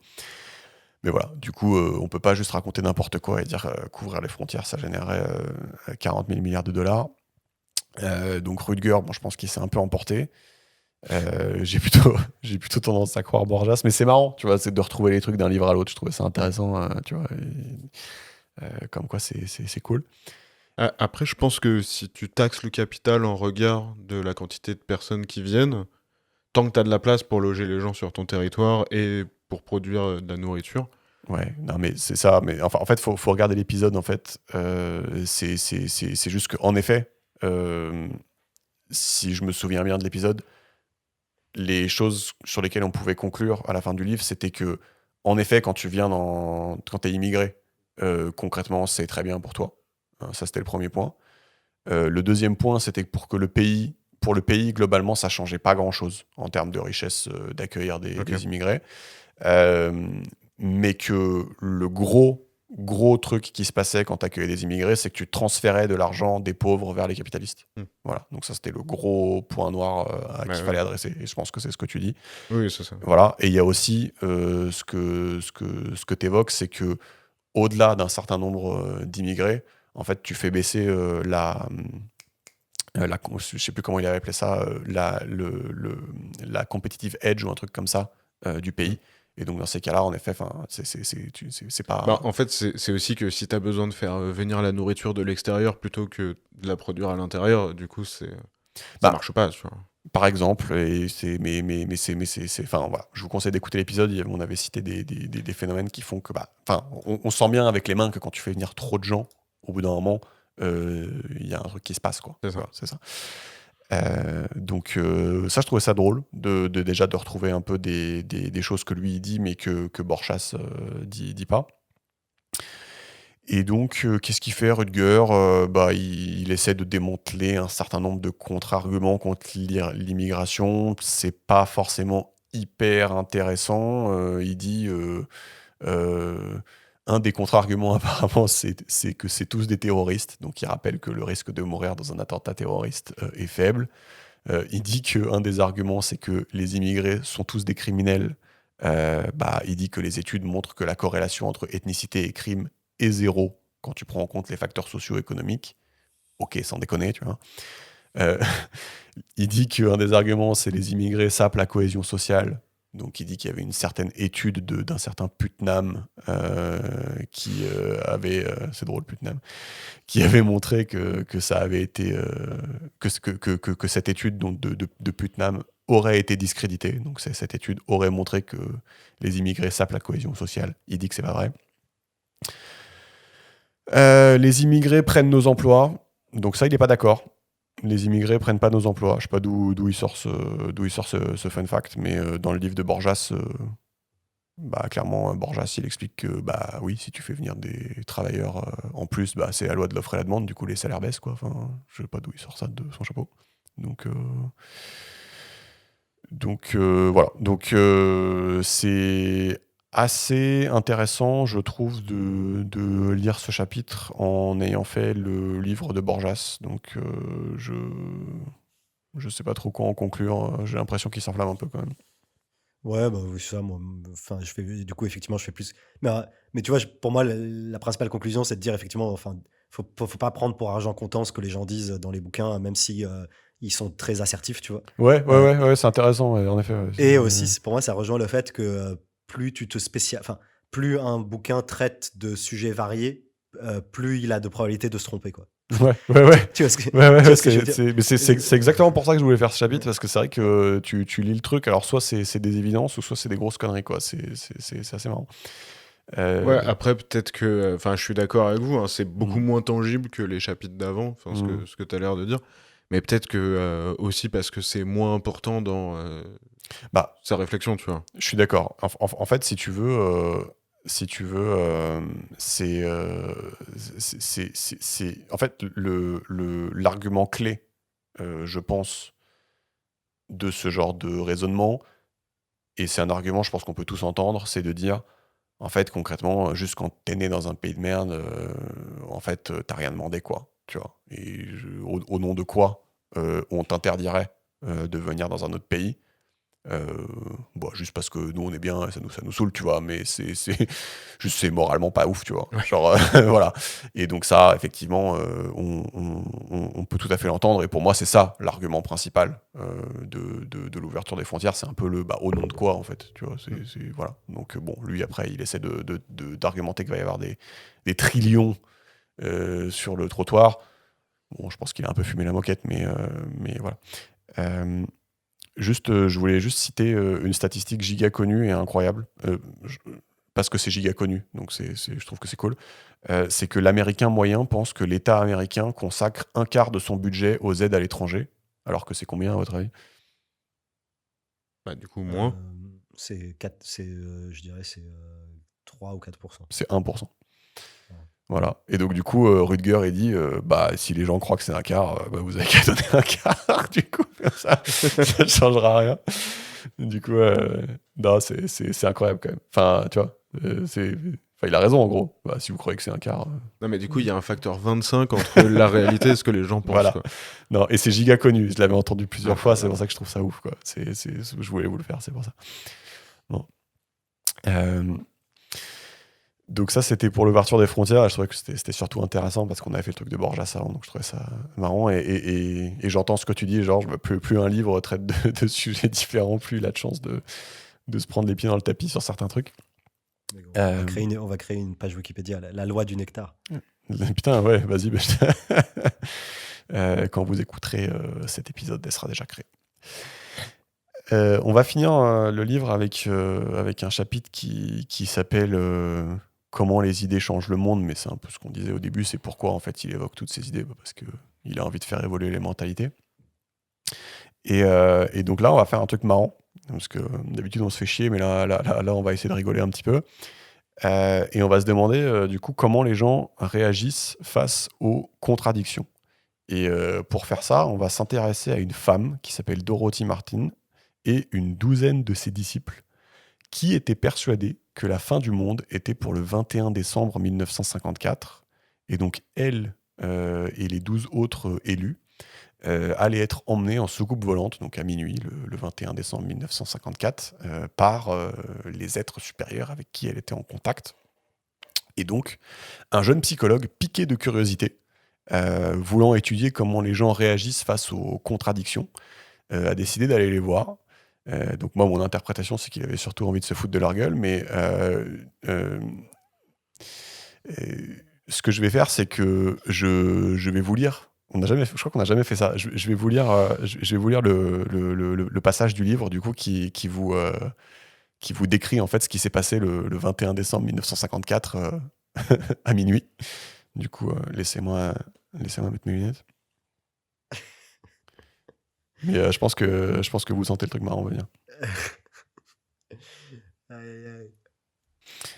Alors, le soir du 20 décembre... Ah oui, non, c'est le 20, puisque c'est avant minuit. Le 20 décembre 1954. 23h15, Madame Martin reçoit un message demandant au groupe de s'habiller et de se préparer. Jusque-là, tout va bien. Minuit, il ne se passe rien. Minuit 5, l'un des croyants remarque qu'une autre horloge dans la pièce indique 23h55. Le groupe tombe d'accord sur le fait qu'il n'est pas encore minuit. Minuit 10, message des extraterrestres. Les soucoupes volantes ont du retard. Quoi, tu rigoles ? C'est marrant. Minuit 15, le téléphone sonne plusieurs fois. Des journalistes appellent pour vérifier si la fin du monde est arrivée. Moi, mon interprétation, c'est que c'était pour se foutre de leur gueule. Attends, parce qu'en fait, tu pars du postulat que la fin du monde n'est pas arrivée. Voilà, exactement. 2h du matin, l'un des plus jeunes croyants, qui pensait qu'à cette heure-là, il serait déjà à des années-lumière de distance, se rappelle que sa mère a prévu d'appeler la police s'il n'était pas rentré à 2h du matin. Les autres l'assurent que son départ est un sacrifice nécessaire pour sauver le groupe, et il s'en va. 4h. L'un des croyants dit « J'ai coupé tous les ponts, j'ai tourné le dos au monde, je ne peux pas me permettre de douter, je dois croire. » 4h45, Madame Martin reçoit un autre message. Dieu a décidé d'épargner la terre. Le petit groupe de fidèles a diffusé tant de lumière que dans cette nuit, la terre est maintenant sauvée. 4h50, dernier message d'en haut. Les extraterrestres veulent que la bonne nouvelle soit immédiatement diffusée auprès des journaux. Et donc, armés de cette nouvelle mission, les croyants informent les journaux et radios locales avant l'aube. Voilà. Donc on a bien rigolé. C'est évidemment ce qu'on appelle le phénomène de la dissonance cognitive. Donc en fait, quand notre réalité se heurte à nos convictions profondes, on préfère tout simplement réévaluer la réalité plutôt que nos convictions. Est-ce qu'on a bien rigolé, ça vous parle? Bah oui, c'est marrant. Non, mais c'est toujours Voilà. marrant les tarés, tu vois. Non, mais voilà. Bon, c'est drôle de s'immiscer dans leur intimité. Non, qu'est-ce qu'on peut dire d'intéressant là-dessus? C'est que déjà, il y a un premier point, c'est que c'est pas lié à l'intelligence. Ça, je trouve ça intéressant. C'est que au contraire, en fait, c'est assez connu que quelqu'un d'intelligent va utiliser justement son intelligence pour mettre au point des arguments de plus en plus sophistiqués pour démontrer qu'en fait, il a raison. Et ce qu'on a vu dans le Triomphe des Lumières là, de Pinker, c'est que en fait, les gens qui sont le moins affectés par ce phénomène de bullshitisation du cerveau, ils ont un certain profil psychologique. Je peux vous les redonner. Hein, c'est les gens qui s'appuient sur de nombreux outils d'analyse, qui choisissent les mieux adaptés aux problèmes, qui recueillent leurs informations auprès de sources diverses, qui admettent très facilement qu'ils se sont trompés, intelligents mais pas brillants. Donc c'est le 5e supérieur de la population. Facilité d'apprécier l'incertitude et envisager différentes approches à un problème. Anti-impulsifs, se méfient de leurs premiers sentiments, ni de gauche ni de droite. Pas humbles de leurs capacités, mais humbles de leurs opinions, qu'ils traitent comme hypothèses à vérifier et non trésors à garder. Et c'est des gens qui sont en désaccord avec la phrase « changer d'avis est un signe de faiblesse ». Donc ça, je trouve ça hyper intéressant de le rappeler, c'est que c'est pas du tout plus t'es intelligent, moins tu fais de la merde, c'est plus t'as les caractéristiques décrites par l'étude là, qu'on avait vue dans le livre de Pinker, donc plus t'es comme ça, mieux ça va aller, quoi. Ouais, t'avais envie de dire un truc, non? Non, mais en fait, effectivement, et genre, en fait, je sais pas dans quelle mesure ça peut se transmettre ou ça peut s'enseigner, ce genre de choses. Mais tu vois, pour moi, c'est vraiment un truc hyper important et genre, ça devrait être enseigné dans les écoles et dans les universités. Enfin, la capacité à se détacher de ses opinions, la capacité à changer d'avis. En fait, tu vois, c'est ça qui est décrit un peu là-dedans. Ouais. Après, j'ai aucune idée de comment ça se transmet. Est-ce que ça se transmet? C'est vrai que je sais pas. Mais tu vois, je pense que c'est quelque chose qui se travaille. Et bon, je pense que comme pour tout, plus t'es âgé, plus c'est dur de le travailler, tu vois. Mais tu vois, genre, c'est vrai que c'est quand même hyper important la capacité et en fait, on le voit même dans nos hommes politiques, etc. Genre, parfois, il y a une incapacité à reconnaître ses erreurs et il y a une forme d'attachement viscéral à ses opinions qui est vachement malsaine, tu vois. Ouais. Non, mais je suis d'accord et on le voit surtout là, vu que c'est ambiance élection. C'est souvent quand tu as sur un plateau de télé, tu sais, un candidat, une personne qui soutient un candidat ou je sais pas, qui est dans son groupe proche. C'est marrant, il y a un espèce de phénomène, limite les gens l'écoutent pas, tu sais. Juste ils font non mais ta gueule. Enfin oui, on sait que tu vas dire que le candidat il est stylé et tout. On s'en branle. Et j'ai assisté à plusieurs interactions comme ça où les gens étaient là genre oui, tu vois, c'est bon, tu vois, on s'en fout en fait de ce que tu dis concrètement. Et donc c'est assez marrant. Et tu vois, et même moi je l'ai vu aussi dans le monde professionnel, tu vois, en entreprise, genre t'as le phénomène de tu vois, genre quand les gens sont trop impliqués dans un projet où tu sais, t'as souvent des arbitrages à faire, t'as fini par faire un arbitrage et il s'avère après qu'il était pas bon, tu vois. Et tu vois, il y a parfois, ça génère parfois une forme de détresse chez les décisionnaires, tu vois, parce que genre il a trop du mal à admettre qu'il a eu tort, il est triste, je sais pas quoi. Et en fait, enfin voilà, mon point c'est qu'à la fois dans la vie publique et même dans la vie professionnelle, le fait d'être détaché de ses opinions et c'est une sorte de super pouvoir qui est dur à avoir, mais c'est cool, quoi. Mais on le voit, moi je l'ai vu parce que je me suis tapé pas mal de débats là du coup pour la présidentielle et on le voit que souvent il y a un argument qui est ah non moi je pense ça depuis 2005 machin et tu vois enfin moi mon premier réflexe c'est de dire ok ben mais t'en es fier enfin tu vois genre c'est chelou tu vois, et de pas avoir évolué et en fait je pense que c'est aussi qu'aujourd'hui il y a beaucoup de gens qui considèrent ça comme une qualité en fait de rester campé sur ses positions et du coup ça rejoint un peu ce que tu dis, c'est peut-être que si on l'enseignait, si on expliquait aux gens que bah non c'est pas si stylé que ça de jamais changer d'avis en fait, et c'est probablement que tu as un problème en fait, bah peut-être que ça ferait aussi évoluer l'offre politique, j'en sais rien. Mais sûrement que ça s'apprend, ouais. Mais en fait, pourquoi je dis tout ça, là, pourquoi j'ai parlé des extraterrestres, c'est qu'en fait, ce qui est intéressant, c'est que l'auteur dit que du coup, lui-même n'est pas sûr d'avoir raison sur tout ce qu'il dit. Donc ça, c'est bien. Enfin, tu vois, il prend un peu de recul aussi sur lui-même. Donc ça, c'est quand même le premier point. Et aussi, ce qu'il faut retenir, c'est que du coup, les autres qui sont pas d'accord avec lui vont aussi être sacrément durs à convaincre. Hein, d'accord ? Donc ça, c'est son premier point.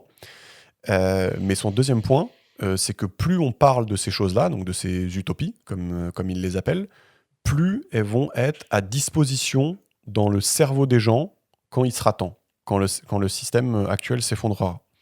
Donc qu'est-ce qu'il veut dire ? Il dit, par exemple, après la crise de 2008, il dit que vu qu'on n'avait pas d'autre idée que de continuer comme avant, bah on a juste continué comme avant en traînant les pieds, quoi.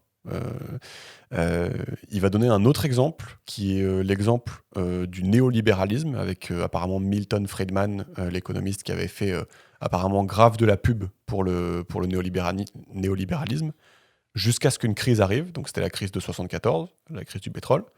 Et bim, après la crise, le néolibéralisme s'est engouffré dans la brèche parce que le mec avait tellement fait la pub du truc que en gros les gens avaient une alternative après la crise. Et donc voilà, il y a une espèce de modèle pub, crise, qui remet en cause l'ancien monde, et bim, implémentation. Voilà. C'est un peu ce qui se passe avec la guerre en Ukraine sur les hydrocarbures. J'ai l'impression que les gens sont en train de comprendre que ah ouais, il y a un problème. Tu vois. Donc c'est marrant, tu vois, crise, prise de conscience. Et c'est un peu ce qui s'est pas passé avec le Covid, parce que les gens ont pas forcément compris que les élevages de masse, la destruction des habitats naturels, les laboratoires gain de fonction, tout ça, c'était des nids à pandémie. Mais peut-être parce que justement, il y avait personne qui disait avant voilà. que... Exactement. Et donc pour moi, vu que le Covid, c'est analogue à 2008, vu que il n'y avait pas de discours sur les élevages de masse, machin, avant le Covid, bah du coup, on n'a rien fait. Juste, il n'y a pas eu vu qu'il n'y a pas d'idée avant la crise, il n'y a pas eu de déclencheur pendant la crise. Donc ça, je trouve ça hyper intéressant. Tu vois, on a deux catégories, on a 2008 et Covid, et on a 74 et hydrocarbures avec la guerre en Ukraine, qui sont on va dire des prises de conscience réussies, quoi. Je sais pas si je trouve ça cool. Non, mais je trouve ça trop cool. Et pour moi, ça accentue l'importance du coup des médias et ouais, carrément. Là, pour moi, ça accentue l'importance de l'éducation et des médias. Du coup, l'éducation à long terme et les médias à court terme. Et voilà, moi j'en déduis sur tout ça, quoi. J'en déduis que du coup, je sais pas, faut essayer de faire en sorte que, effectivement, faut essayer de faire en sorte que les gens aient accès à des discours qui sont variés, qui sont pas aux mains d'intérêts particuliers, etc., etc. Bon, j'ai pas peut-être qu'on le fera dans un autre bouquin, tu vois. Mais si on dit que il faut qu'il y ait une accessibilité d'un certain type de discours, il faut qu'il soit rabâché un certain nombre de fois pour que il soit implémenté lorsqu'il y a une crise, bah du coup du coup ça faut s'intéresser à la pub et aux médias, quoi, tu vois. Faut s'intéresser à tout ce qui bugle toute la journée des messages chez les gens, quoi. Ouais, en fait, bon, là c'est vraiment la conclusion du bouquin, mais ça rejoint ce que tu dis, c'est que en gros, pour mettre un vocabulaire derrière, lui il parle de la fenêtre d'Overton. Donc la fenêtre d'Overton, c'est en gros, ça délimite tout ce qui dans le discours est audible aujourd'hui sans être considéré comme extrémiste, d'accord ? Et lui, il explique, et ça a été avéré, que cette fenêtre d'Overton, elle peut bouger. C'est-à-dire qu'en tenant des propos extrêmes, en fait, finalement, tu shifts cette fenêtre d'Overton. Et donc, une fois qu'elle a bougé, cette fenêtre d'Overton, en fait, tu vas commencer par entendre des politiques qui vont reprendre ces idées-là. Typiquement, les politiques vont pas reprendre les idées qui sont en dehors de la fenêtre d'Overton. Typiquement, on parlait de Benoît Hamon tout à l'heure, quand il a proposé son revenu universel, peut-être que c'était en dehors de la fenêtre d'Overton, et du coup, peut-être qu'il s'est fait jarter avec un score vraiment pas bon. Mais Clem disait peut-être qu'il a fait exprès. Du coup, peut-être que justement, il a contribué à faire bouger la fenêtre d'Overton, en peut-être sachant pertinemment que ça allait pas bien se passer pour lui, quoi. C'est ce que Poutou fait à chaque fois qu'il vient, quand il est sur les plateaux télé et qu'il dit que la police assassine, c'est tout le monde le prend de court et tout. Et en fait, c'est pour commencer à un peu plus amener l'idée, quoi. Donc toi, juste pour généraliser, toi, ce que tu dis, c'est que quand tu as un petit candidat avec un entre guillemets, avec un petit pourcentage, en fait, lui, il a l'impression que son utilité vient du fait qu'il fait passer un message et qu'il fait shifter la fenêtre. En tout cas, c'est ce qu'il dit, qu'il dit lui aussi, et son groupe politique, c'est ça. D'accord. C'est pour ça qu'ils viennent, en fait. D'accord. Non, mais d'accord. Ok. À Hamon, je pense que il y a eu d'autres histoires politiques sur ce qui s'est passé, tu vois. Mais... Oui. Non, mais c'est sûrement très caricatural ce que je dis, mais en tout cas, ça me fait penser à ça, quoi. Tu vois, c'est voilà. Donc voilà. Utopie réaliste de Rutger Bregman. Est-ce qu'on veut rajouter quelque chose? Est-ce qu'on a kiffé? Est-ce qu'on a passé un bon moment? Est-ce que l'épisode des extraterrestres c'était le meilleur passage? Moi, j'aime bien le fait que ce soit réaliste et pas genre vite fait réaliste. En fait, Georges, il l'a souligné plusieurs fois, on en a parlé. Enfin, il y a plein de trucs qui sont faisables, réellement, dans notre monde, et qui peuvent être intéressants si on arrive à le mettre en place, si il y a des politiques qui le mettent en place, d'avancer vers un truc un peu plus kiffant pour tout le monde, quoi. Ouais. C'est marrant parce que Revenu Universel, tu vois, il donne pas de chiffres sur ce qu'il propose, alors que Semaine de 15 heures, il dit 15 heures. Tu vois, c'est marrant. Ouais, mais why not, je trouve ça assez marrant aussi parce que moi, j'aurais fait l'inverse, perso. Non, mais parce qu'on disait tout à l'heure, pour implémenter le truc, on a envie de le faire peut-être petit à petit, mais bon, toi, tu vois, du coup, c'est rigolo, quoi. Enfin, et toi, Georges, parce que... Non, moi j'ai kiffé, je suis complètement d'accord avec tout. Non, parce que tu voulais qu'on fasse un livre sur le revenu universel, donc juste, tu vois, est-ce que là, finalement, t'as l'impression que ça a répondu un peu aux attentes qu'on aurait pu avoir, ou est-ce que... Ça a répondu un peu, mais j'aurais aimé qu'on s'attarde un peu plus sur les expériences qu'il y a déjà eu. Je pense que, je sais pas, doit y avoir des recherches qui recensent ça. Lui, il en cite plein. Voilà, t'as dû avoir une cinquantaine, tu vois. Et moi, la question que je me pose, c'est du coup, pourquoi elles n'ont pas été élargies? Parce que j'ai une forme de lassitude vis-à-vis de ces discours-là, parce que j'ai l'impression que ça fait 5 ans, 10 ans qu'on parle du revenu universel, et encore plus du réchauffement climatique. Et la difficulté, c'est effectivement l'implémentation et la lutte contre les intérêts particuliers qui font en sorte tous les jours que ce soit pas fait, tu vois. Et tu vois, mais en vrai, c'est trop cool. Mais voilà, j'aurais kiffé de savoir pourquoi l'expérimentation à Édimbourg, elle n'a pas été élargie. Je dis des villes au hasard. Mais en gros, genre, le décisionnaire, à la fin, il a fait « Ah, ok, ça a marché, c'est bien. Je suis content, mais je m'en branle. Mais je le range dans un tiroir, tu vois. Mais sinon, c'est cool. Ouais. Bon, c'est cool. Bon, vas-y, on s'arrête là. Alors, c'était un bel